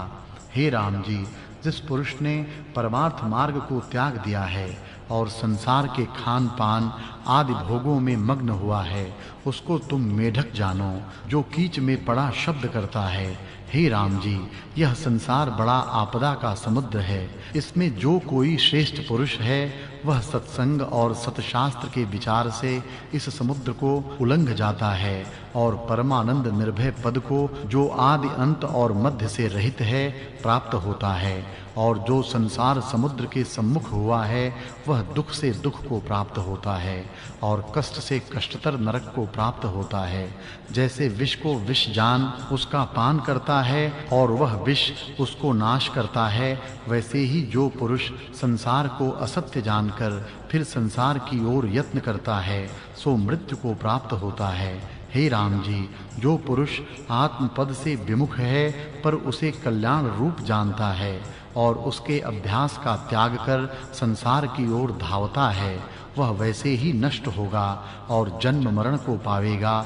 जैसे किसी के घर में अग्नि लगे, वह तृण के घर और तृण की ही शैया में शयन करे, तो वह कष्ट होगा। जो संसार के पदार्थों में सुख मानते सुख हैं, वे सुख बिजली की चमक से हैं, जो हो के मिट जाते हैं, स्थिर नहीं रहते। संसार का दुख आगमा पाई है। हे राम जी, यह संसार अविचार से भासता है और विचार करने से लीन हो जाता है। यदि विचार करने से लीन न होता तो तुमको उपदेश करने का काम नहीं था। इसी कारण पुरुषार्थ चाहिए। जैसे हाथ में दीपक हो और अंधा होकर कूप में गिरे, सो मूर्खता है, वैसे ही संसार भ्रम के निवारण वाले गुरु और शास्त्र विद्यमान हैं। जो उनकी शरण न आवे, वह मूर्ख है। हे राम जी, जिस पुरुष ने संत की संगति और सत शास्त्र के विचार द्वारा आत्मपद को पाया है, सो पुरुष केवल कैवल्य भाव को प्राप्त हुआ है, अर्थात शुद्ध चैतन्य को प्राप्त हुआ है और संसार भ्रम उसका निवृत्त हो गया है। हे राम जी, यह संसार मन के संसरने से उपजा है। जीव का कल्याण बांधव, धन, प्रजा, तीर्थ, देव द्वारा और ऐश्वर्य से नहीं होता, केवल एक मन के जीतने से कल्याण होता है। हे राम जी, जिसको ज्ञान परमपद रसायन कहते हैं, जिसके पाने से जीव का नाश न हो और जिसमें सर्व सुख की पूर्णता हो, इसका साधन समता और संतोष है। इनसे ज्ञान उत्पन्न होता है। आत्मज्ञान रूपी एक वृक्ष है, सो उसका फूल शांति है और स्थिति फल है। जिस पुरुष को यह ज्ञान प्राप्त हुआ है, शांतिमान होकर निर्लेप रहता है, उसको संसार का भावाभाव रूप स्पर्श नहीं होता। जैसे आकाश में सूर्य उदय होने से जगत की क्रिया होती है और जब वह अदृश्य होता है, तब जगत की क्रिया भी लीन हो जाती है। और जैसे उस क्रिया के होने और न होने में आकाश ज्यों का त्यों है, वैसे ही ज्ञानवान सदा निर्लेप है। उस आत्मज्ञान की उत्पत्ति का उपाय यह मेरा श्रेष्ठ शास्त्र है। हे राम जी, जो पुरुष इस मोक्षोपाय शास्त्र को श्रद्धा संयुक्त पढ़े अथवा सुने, तो उसी दिन से वह मोक्ष का भागी हो। मोक्ष के 4 द्वारपाल हैं, सो मैं तुमसे कहता हूँ, जब इनमें से एक भी अपने वश में हो, तब मोक्ष द्वार में शीघ्र ही प्रवेश होगा। उन चारों के नाम सुनिए। हे राम जी, शम जीव के परम विश्राम का कारण है। यह संसार जो दिखता है, सो मरुस्थल की नदीवत है। इसको देखकर मूर्ख अज्ञानी सुख रूप जल जानकर मृग के समान दौड़ता है, शांति को नहीं प्राप्त होता। जब शम रूपी मेघ की वर्षा हो, तब सुखी हो। हे राम जी, शम ही परम आनंद, परम पद और शिव पद है। जिस पुरुष ने सम पाया है, सो संसार समुद्र से पार हुआ है। उसके शत्रु भी मित्र हो जाते हैं। हे राम जी, जैसे चंद्र उदय होता है, तब अमृत की कड़ा फूटती है और शीतलता होती है, वैसे ही जिसके हृदय में शम रूपी चंद्रमा उदय होता है, उसके सब ताप मिट जाते हैं और परम शांतिमान होता है।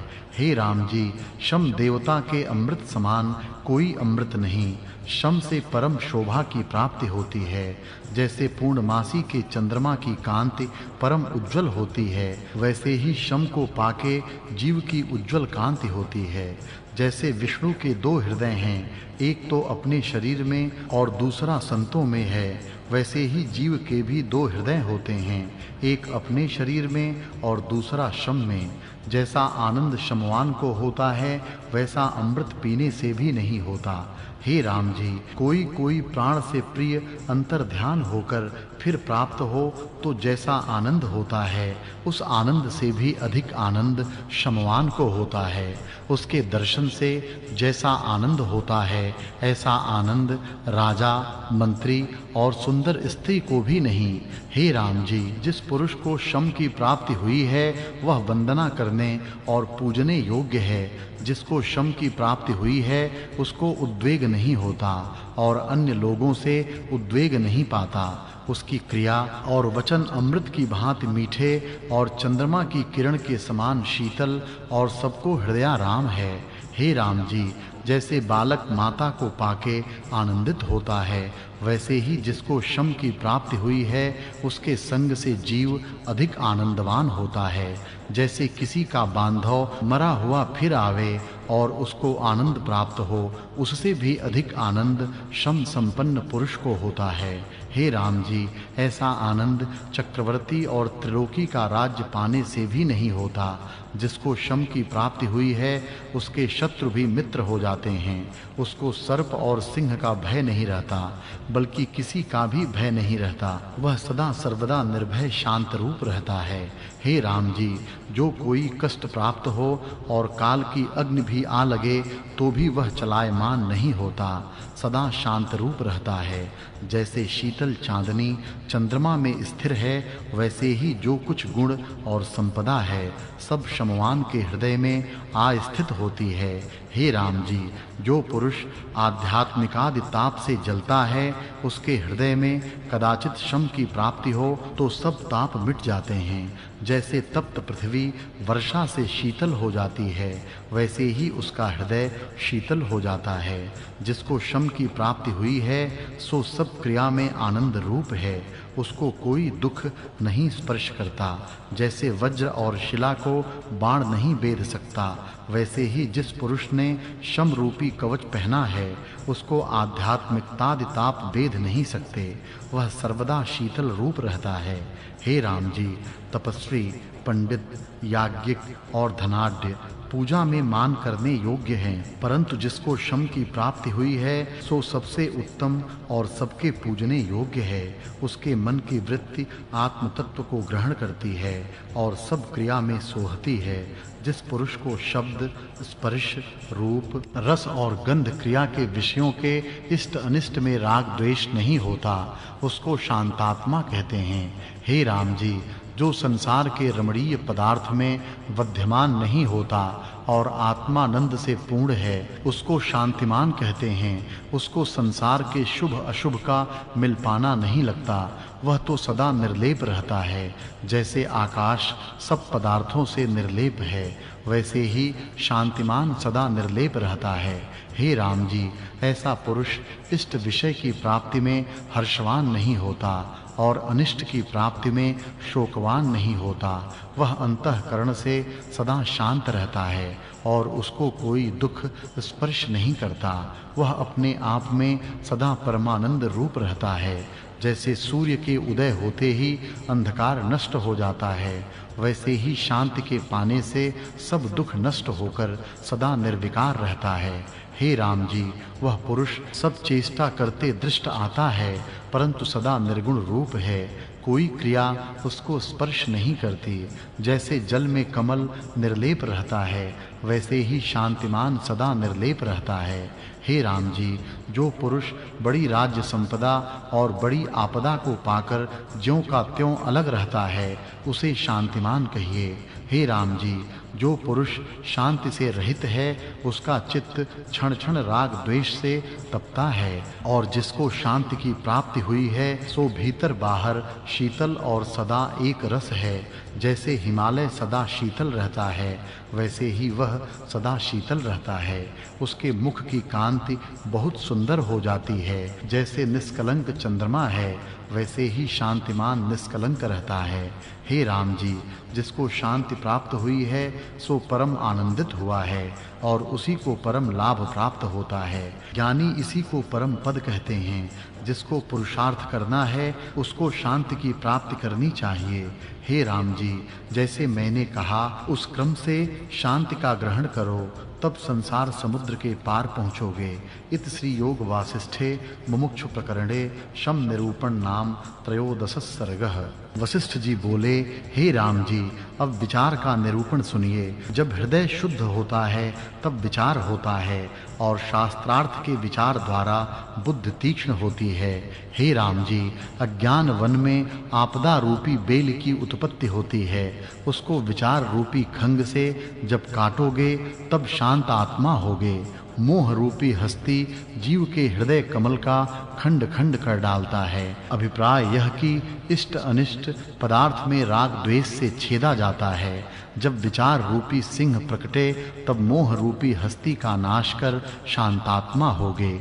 हे राम जी, जिसको कुछ सिद्धता प्राप्त हुई है उसे विचार और पुरुषार्थ से ही हुई है। जब प्रथम राजा विचार कर पुरुषार्थ करता है तब उसी से राज्य को प्राप्त होता है। प्रथम बल, दूसरे बुद्धि, तीसरे तेज, चतुर्थ पदार्थ आगमन और पंचम पदार्थ की प्राप्ति, इन पांचों की प्राप्ति विचार से होती है। अर्थात इंद्रियों का जीतना, बुद्धि आत्मव्यापिनी और तेज पदार्थ का आगमन, इनकी प्राप्ति विचार से होती है। हे राम जी, जिस पुरुष ने विचार का आश्रय लिया है वह विचार की दृढ़ता से जिसकी वांछा करता है उसको पाता है। इससे विचार इसका परम मित्र है। विचारवान पुरुष आपदा में नहीं फंसता। जैसे तुम्बी जल में नहीं डूबती वैसे ही वह आपदा में नहीं डूबता। हे राम जी, वह जो कुछ करता है विचार संयुक्त करता है और विचार संयुक्त ही देता लेता है।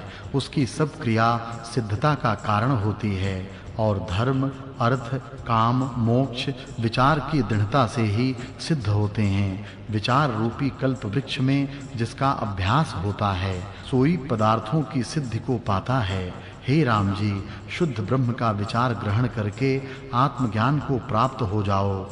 जैसे दीपक से पदार्थ का ज्ञान होता है वैसे ही पुरुष विचार से सत्य असत्य को जानता है।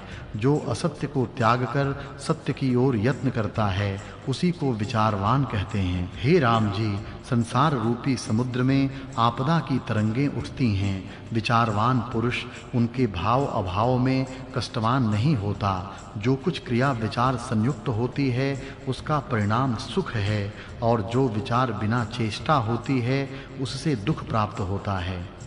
हे राम जी, अविचार रूप कंटक के वृक्ष से दुख के बड़े कंटक उत्पन्न होते हैं। अविचार रूपी रात्रि में तृष्णा रूपी पिशाचिनी विचरती है और जब विचार रूपी सूर्य उदय होता है तब अविचार रूपी रात्रि और तृष्णा रूपी पिशाचिनी नष्ट हो जाती है। हे राम जी, हमारा यही आशीर्वाद है कि तुम्हारे हृदय से अविचार रूपी रात्रि नष्ट हो जाए। विचार रूपी सूर्य से अविचारित संसार दुख का नाश होता है। जैसे बालक अविचार से अपनी परछाई को वैताल कल्प के भय पाता है और विचार करने से भय नष्ट होता जाता है, वैसे ही अविचार से संसार दुख देता है और सत शास्त्र द्वारा युक्ति कर विचार करने से संसार का भय नष्ट हो जाता है। हे राम जी, जहाँ विचार है वहाँ दुख नहीं है। जैसे जहाँ प्रकाश है वहाँ अंधकार नहीं होता और जहाँ प्रकाश नहीं वहाँ अंधकार रहता है, वैसे ही जहाँ विचार है वहाँ संसार भय नहीं है और जहाँ विचार नहीं वहाँ संसार भय रहता है।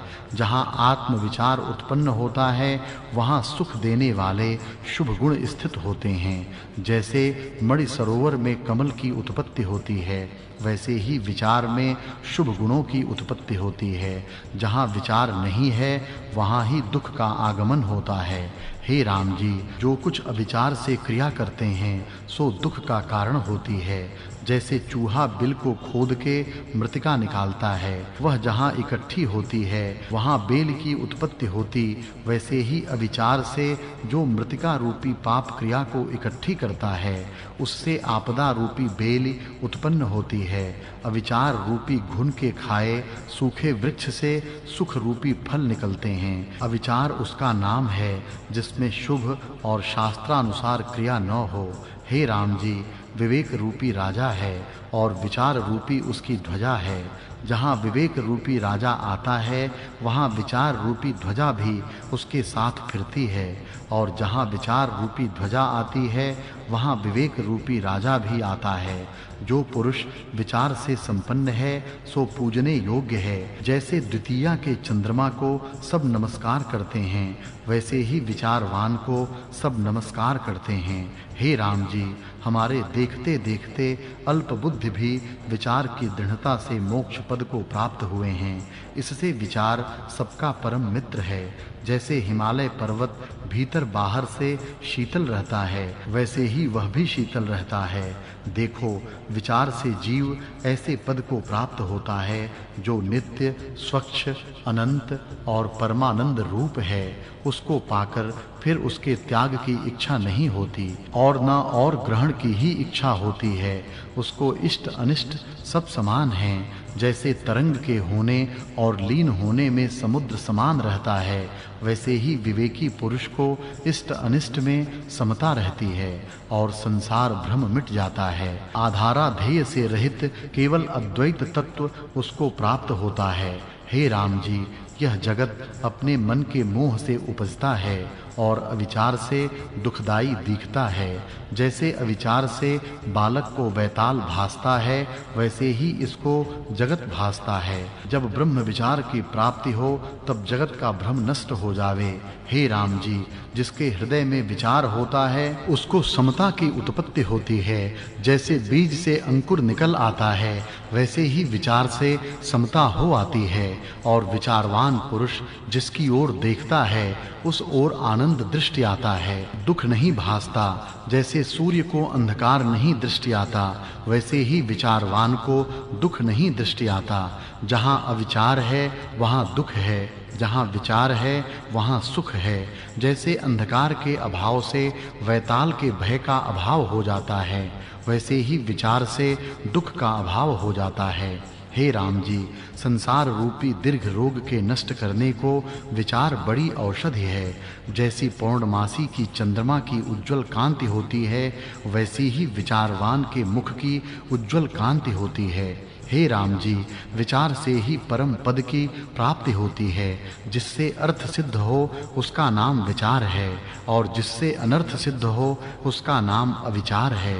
जो अविचार रूपी मदिरा पान करता है वह उन्मत्त हो जाता है, उससे शुभ विचार कोई नहीं होता और शास्त्र के अनुसार क्रिया भी उससे नहीं होती।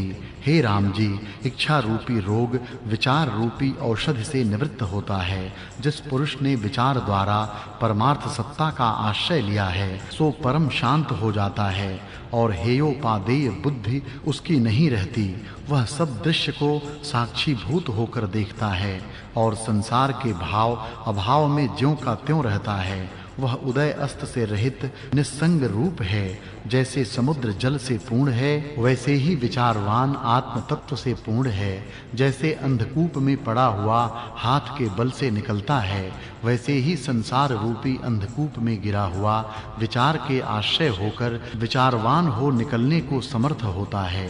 हे राम जी, राजा को जो कोई कष्ट प्राप्त होता है तो वह विचार करके यत्न करता है, तब कष्ट निवृत्त हो जाता है।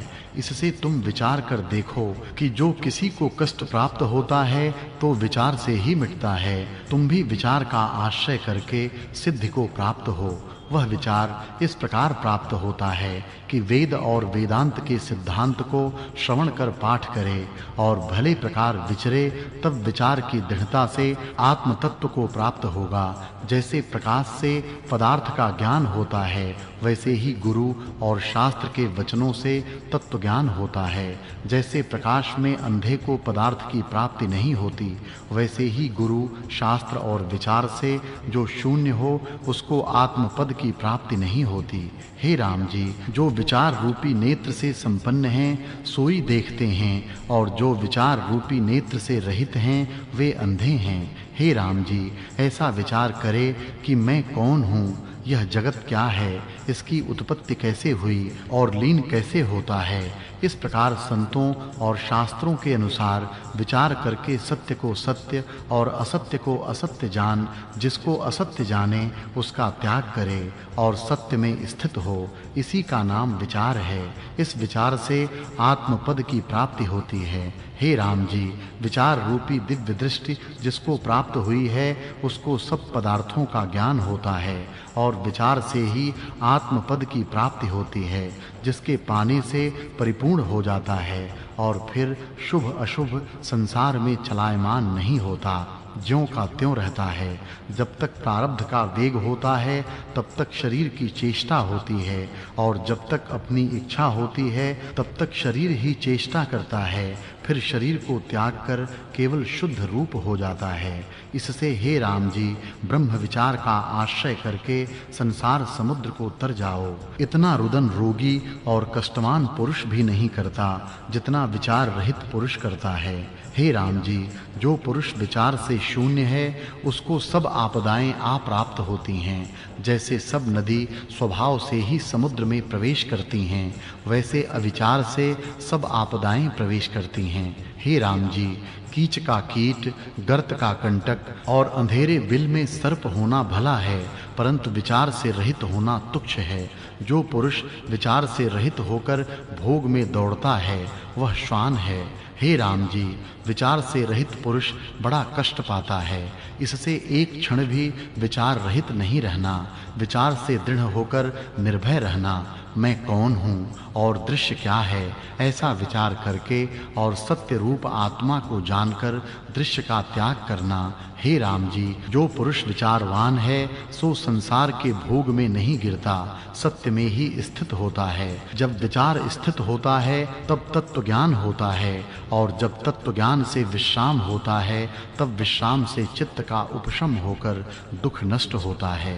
इत श्री योग वासिष्ठे मुमुक्षु प्रकरणे विचार निरूपण नाम चतुर्दश सर्गः। वशिष्ठ जी बोले, हे अविचार शत्रु के नाश करता राम जी, जिस पुरुष को संतोष प्राप्त हुआ वह परमानंदित होकर त्रिलोकी के ऐश्वर्य को तृण की भांति तुच्छ जानता है। हे राम जी, जो आनंद अमृत के पान से और त्रिलोक के राज्य से नहीं होता वह आनंद संतोषवान को होता है। हे राम जी, इच्छा रूपी रात्रि हृदय रूपी कमल को सकुचा देती है। जब संतोष रूपी सूर्य उदय होता है तब इच्छा रूपी रात्रि का अभाव हो जाता है। जैसे क्षीर समुद्र उज्ज्वलता से शोभायमान है, वैसे ही संतोषवान की कांति सुशोभित होती है। हे राम जी, त्रिलोकी के राजा की भी इच्छा निवृत्त न हुई तो वह दरिद्री है, और जो निर्धन संतोषवान है सो सबका ईश्वर है। संतोष उसी का नाम है जो अप्राप्त वस्तु की इच्छा न करे, और प्राप्त भी हो तो इष्ट अनिष्ट में राग द्वेष न करे। संतोषवान सदा आनंद पुरुष है और आत्म स्थिति से तृप्त हुआ है, उसको और इच्छा कुछ नहीं। संतोष से उसका हृदय प्रफुल्लित हुआ है। जैसे सूर्य के उदय होने से सूर्यमुखी कमल प्रफुल्लित होता है, वैसे ही संतोषवान प्रफुल्लित हो जाता है। जो अप्राप्त वस्तु की इच्छा नहीं करता और जो अनिच्छित प्राप्त हुई को यथा शास्त्र क्रम से ग्रहण करता है उसका नाम संतोषवान है।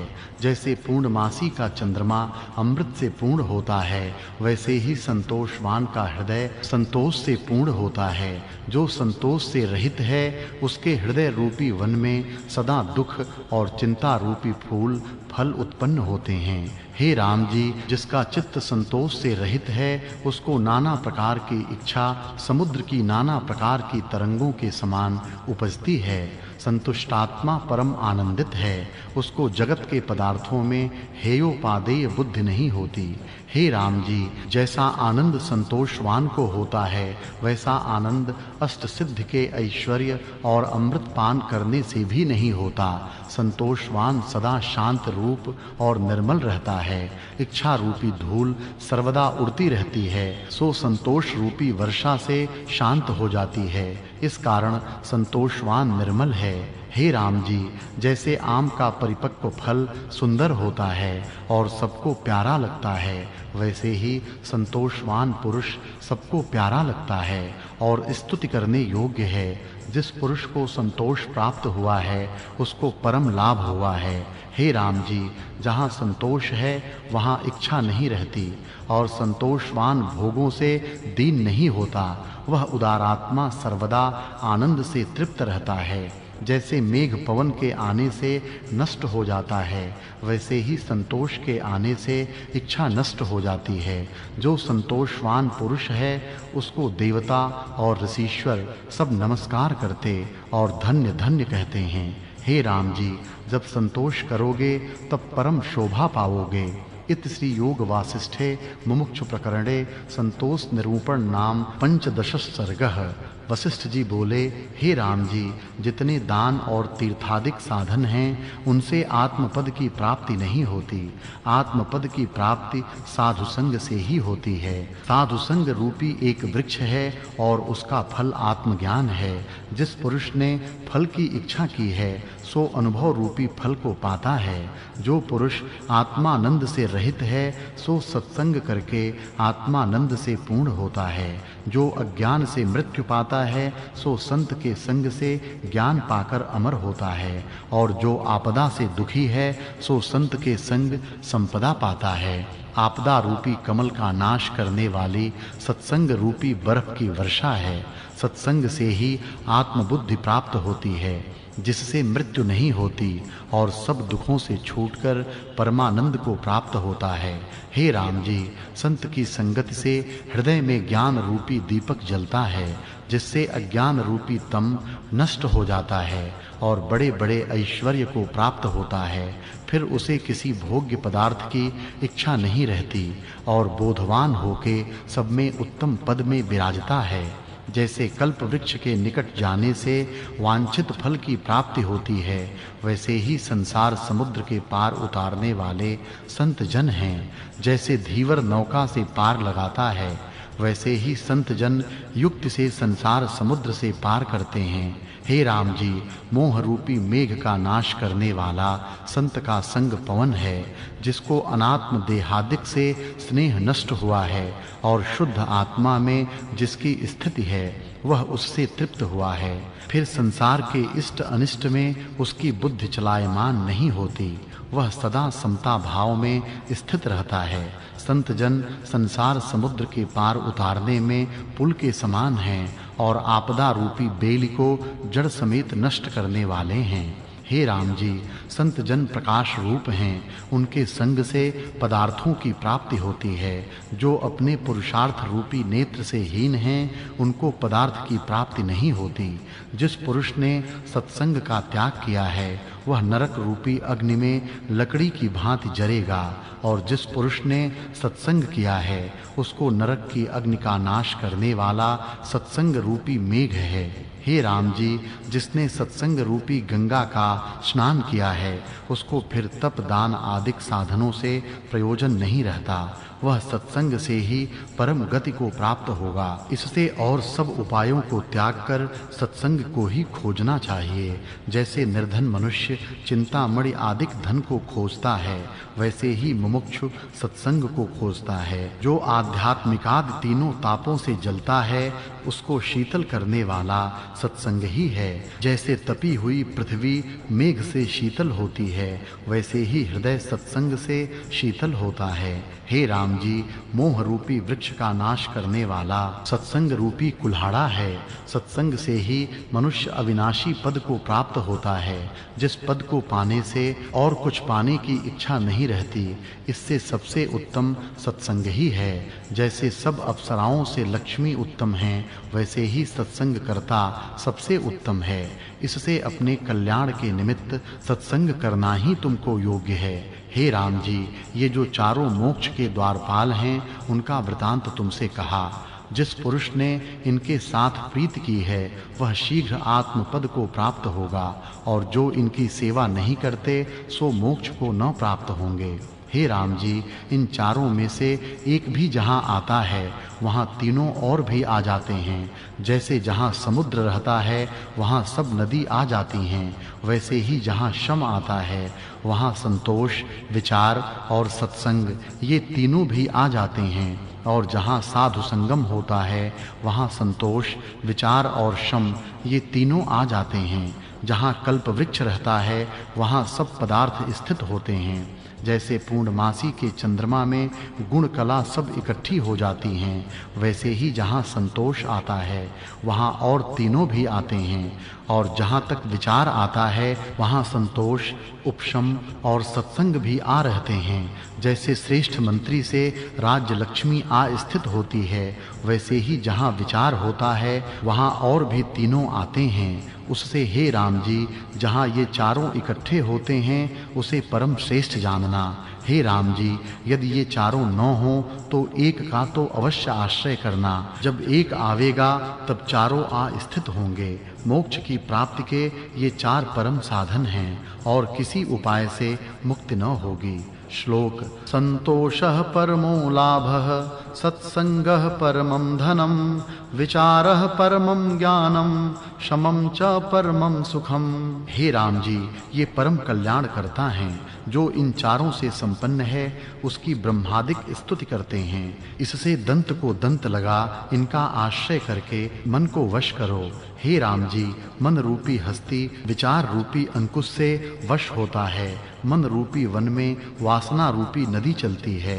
उसके शुभ अशुभ दो किनारे हैं। पुरुषार्थ करना यह है कि अशुभ की ओर से मन को रोक के शुभ की ओर चलाना। जब अंतर्मुख आत्मा के सम्मुख वृत्ति का प्रवाह होगा तब तुम परम पद को प्राप्त होगे। हे राम जी, प्रथम तो पुरुषार्थ करना यही है कि अविचार रूपी ऊंचाई को दूर करे। जब अविचार रूपी बेंट दूर होगा तब आप ही प्रवाह चलेगा। हे राम जी, दृश्य की ओर जो प्रवाह चलता है सो बंधन का कारण है। जब आत्मा की ओर अंतर्मुख प्रवाह हो तब मोक्ष का कारण हो जाए। आगे जो तुम्हारी इच्छा हो सो करो। इत श्री योग वासिष्ठे मुमुक्षु प्रकरणे साधु संग निरूपण नाम षोडश सर्गः। वशिष्ठ जी बोले, हे राम जी, ये मेरे वचन परम पावन हैं। विचारवान शुद्ध अधिकारी को ये परम बोध के कारण हैं। शुद्ध पात्र पुरुष इन वचनों को पाके सोहते हैं और वचन भी उनको पाके शोभा पाते हैं। जैसे शरद काल में मेघ के अभाव से चंद्रमा और आकाश शोभा पाते हैं, वैसे ही शुद्ध पात्र में ये वचन शोभते हैं और जिज्ञासु निर्मल वचनों की महिमा सुन के प्रसन्न होता है। हे राम जी, तुम परम पात्र हो और मेरे वचन अति उत्तम हैं। यह महारामायण मोक्षोपायक शास्त्र आत्मबोध का परम कारण है। इसमें परम पावन वाक्य की सिद्धता और युक्तार्थ वाक्य हैं और नाना प्रकार के दृष्टांत कहे हैं। जिसके बहुत जन्म के पुण्य इकट्ठे होते हैं उसको कल्प वृक्ष मिलता है और फल से झुक पड़ता है, तब उसको यह शास्त्र श्रवण होता है। नीच को इसका श्रवण प्राप्त नहीं होता और न उसकी वृत्ति इसके श्रवण में आती है। जैसे धर्मात्मा राजा की इच्छा न्याय शास्त्र के सुनने में होती है और पापात्मा की नहीं होती, वैसे ही पुण्यवान की इच्छा इसके सुनने में होती है और अधर्मी को इच्छा नहीं होती। जो कोई इस मोक्षोपायक रामायण का आदि से अंत पर्यंत अध्ययन करेगा अथवा निष्काम संत के मुख से श्रद्धा युक्त सुनकर एकत्र भाव होकर विचरेगा, उसका संसार भ्रम निवृत्त हो जाएगा। जैसे रस्सी के जानने से सर्प का भ्रम दूर हो जाता है, वैसे ही अद्वैतात्मा तत्व से जानने से उसका संसार भ्रम नष्ट हो जाएगा। इस मोक्षोपायक शास्त्र के 32 सहस्त्र श्लोक और 6 प्रकरण हैं। पहला वैराग्य प्रकरण है। वैराग्य परम कारण है। हे राम जी, जैसे मरुस्थल में वृक्ष नहीं होता और कदाचित बड़ी वर्षा हो तो वहां भी वृक्ष होता है, वैसे ही अज्ञानी का हृदय मरुस्थल की भांति है, उसमें वैराग्य वृक्ष नहीं होता। पर जो इस शास्त्र की बड़ी वर्षा हो तो वैराग्य वृक्ष उसमें उत्पन्न होता है। इस वैराग्य प्रकरण के 1500 श्लोक हैं। उसके अनंतर मुमुक्षु व्यवहार प्रकरण है। उसके परम निर्मल वचन हैं। जैसे मलिन मणि मार्जन करने से उज्जवल हो जाती है, वैसे ही इन वचनों से मुमुक्षु का हृदय निर्मल होता है और विचार के बल से आत्मपद पाने को समर्थ होता है। इसके 1 सहस्त्र श्लोक हैं। इसके अनंतर उत्पत्ति प्रकरण के 5 सहस्त्र श्लोक हैं। उसमें बड़ी सुंदर कथा दृष्टांतों सहित कही है, जिनके विचार से जगत की उत्पत्ति का भाव मन से चला जाता है, अर्थात इस जगत का अत्यंत अभाव जान पड़ता है। हे राम जी, इस जगत में जो मनुष्य, देवता, दैत्य, पर्वत, नदी आदि और स्वर्ग लोक, पृथ्वी, अप, तेज, वायु, आकाश आदि स्थावर जंगम अज्ञान से भासते हैं, इनकी उत्पत्ति कैसे हुई? जैसे रस्सी में सर्प, सीप में रूपा, सूर्य की किरणों में जल, आकाश में तरुवर और दूसरा चंद्रमा, गंधर्व नगर और मनोराज की सृष्टि भासती है, और जैसे समुद्र में तरंग, आकाश में नीलता और नौका में बैठने से किनारे के वृक्ष और पर्वत चलते दृष्ट आते हैं, एवं जैसे बादल के चलने से चंद्रमा धावता दिखता है, स्तंभ में पुतली भासती हैं और भविष्यत नगर से आदि ले असत्य पदार्थ सत्य भासते हैं, वैसे ही सब जगत है। अज्ञान से अर्थाकार भासता है और अज्ञान से ही इसकी उत्पत्ति दिखती है और ज्ञान से लीन हो जाता है। जैसे निद्रा में स्वप्न सृष्टि की उत्पत्ति होती है और जागने से निवृत्त हो जाती है, वैसे ही अविद्या से जगत की उत्पत्ति होती है और सम्यक ज्ञान से निवृत्त हो जाती है। वह अविद्या कुछ वस्तु ही नहीं है, सर्व ब्रह्म जो चिदाकाश रूप शुद्ध अनंत और परमानंद स्वरूप है, उससे न जगत उपजता है और न लीन होता है। ज्यों का त्यों आत्मसत्ता अपने आप में स्थित है, उसमें जगत ऐसा है जैसे भीत में चित्र होता है, जैसे स्तंभ में पुतलियां होती हैं जो हुए बिना भासती हैं, वैसे ही यह सृष्टि मन में है, वास्तव में कुछ बनी नहीं, सब आकाश रूप हैं। जब चित्त संवेदन स्पंद रूप होता है, तब नाना प्रकार का जगत होके भासता है, और जब निस्पंद होता है तब मिट जाता है। इस प्रकार से जगत की उत्पत्ति कही है। उसके अनंतर स्थिति प्रकरण है, उसमें जगत की स्थिति कही है। जैसे इंद्र के धनुष में अविचार से रंग है, और जैसे सूर्य की किरणों में जल और रस्सी में सर्प भासता है और वह सब सम्यक दृष्टि से निवृत्त होता है, वैसे ही अज्ञान से जगत की प्रतीति होती है। केवल मनोराज से ही जगत रच लेता है, कुछ उत्पन्न नहीं हुआ है। यह जगत संकल्प मात्र है। जैसे जब तक मनोराज तब तक वह नगर होता है, और जब मनोराज का अभाव हुआ तब नगर का भी अभाव हो जाता है, वैसे ही जब तक अज्ञान है तब तक जगत की उत्पत्ति होती है।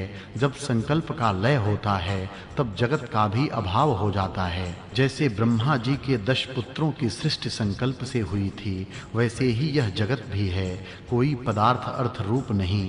हे राम जी, इस प्रकार स्थिति प्रकरण कहा है। उसके 3 सहस्त्र श्लोक हैं। उनके विचारने से जगत की सत्यता जाती रहती है। उसके अनंतर उपशम प्रकरण है। उसके 5 सहस्त्र श्लोक हैं। जैसे स्वप्न से जागने पर वासना जाती रहती है, वैसे ही इसके विचार से अहं त्वमादिक वासना लीन हो जाती है, क्योंकि उसके निश्चय में जगत नहीं रहता। जैसे एक पुरुष सोया है, उसको स्वप्न में जगत भासता है, और उसके निकट जो जागृत पुरुष है, उसको स्वप्न का जगत आकाश रूप है। तो जब आकाश रूप हुआ तब वासना कैसे रहे, और जब वासना नष्ट हुई तब मन का उपशम हो जाता है। तब देखने मात्र उसकी सब चेष्टा होती है और मन में पदार्थों की इच्छा नहीं होती। जैसे अग्नि की मूर्ति देखने मात्र होती है, अर्थकार नहीं होती, वैसे ही उसकी चेष्टा होती है। हे राम जी, जैसे तेल से रहित दीपक निर्वाण हो जाता है, वैसे ही इच्छा से रहित मन निर्वाण होता है। उसके अनंतर निर्वाण प्रकरण है।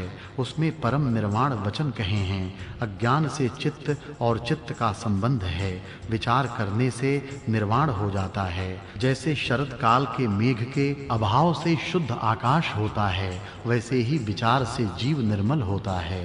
हे राम जी, अहंकार पिशाच विचार से नष्ट होता है, और जितनी कुछ इच्छा फुरती है सो निर्वाण हो जाती है। जैसे पत्थर की शिला फुरने से रहित होती है, वैसे ही ज्ञानवान इच्छा से रहित होता है।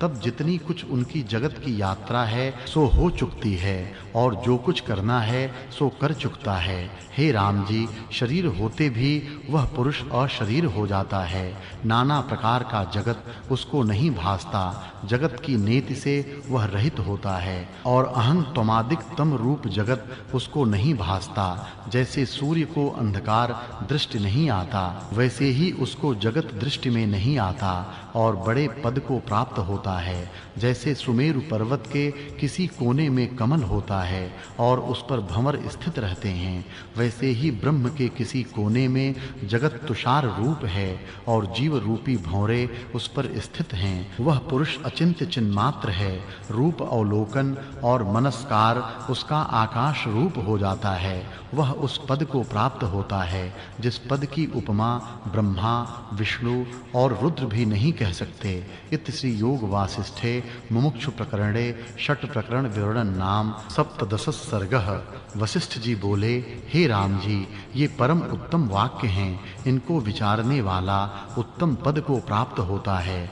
जैसे उत्तम खेत में उत्तम बीज बोने से उत्तम फल की उत्पत्ति होती है, वैसे ही इनका विचारने वाला उत्तम पद को प्राप्त होता है। ये वाक्य युक्ति पूर्वक हैं। कदाचित युक्ति से रहित वाक्यार्थ भी हों तो उनका त्याग करना चाहिए और युक्ति पूर्वक वाक्य अंगीकार करना चाहिए। हे राम जी, ब्रह्मा के भी वचन युक्ति से रहित हों तो उनको भी सूखे तृण के समान त्याग देना चाहिए और यदि बालक के वचन युक्ति पूर्वक हों तो उनको अंगीकार करना चाहिए। जैसे पिता के कूप का खारी जल हो तो उसको त्याग कर निकट के मिष्ट कूप के जल को पान करते हैं, वैसे ही बड़े और छोटे का विचार न करके युक्ति पूर्वक वचन अंगीकार करना चाहिए। हे राम जी, मेरे वचन सब युक्ति पूर्वक और बोध के परम कारण हैं। जो पुरुष एकाग्र होके इस शास्त्र को आदि से अंत पर्यंत पढ़ेगा अथवा पंडित से श्रवण करके विचरेगा, तब उसकी बुद्धि संस्कारित होगी। जब पहले वैराग्य प्रकरण को विचारोगे तब वैराग्य उपजेगा। जितने जगत के रमणीय भोग पदार्थ हैं उनको विरस जानकर किसी पदार्थ की वांछा न करोगे। जब भोग में वैराग्य होता है तब शांति रूप आत्म तत्व में प्रतीति होती है और जब विचार से बुद्धि संस्कारित होगी तब शास्त्र का सिद्धांत बुद्धि में स्थित होगा। जैसे शरत काल में बादल के अभाव से आकाश सब ओर से स्वच्छ हो जाता है, वैसे ही संसार के विकार छूटकर बुद्धि निर्मल होगी और फिर आदि व्याधि की पीड़ा न होगी। हे राम जी, ज्यों-ज्यों विचार दृढ़ होगा त्यों-त्यों शांतात्मा होगे। इससे जितने संसार के यत्न हैं उनको त्याग इस शास्त्र के बारंबार विचार से चैतन्य सत्ता उदय होगी और मोहादिक विकार की सत्ता नष्ट होगी। जैसे ज्यों-ज्यों सूर्य उदय होता है त्यों-त्यों अंधकार नष्ट होता है, वैसे ही विकार नष्ट होंगे। तब उस पद की प्राप्ति होगी जिसके पाने से संसार के क्षोभ मिट जाएंगे। जैसे शरत काल में मेघ नष्ट हो जाता है, वैसे ही संसार के क्षोभ मिट जाते हैं।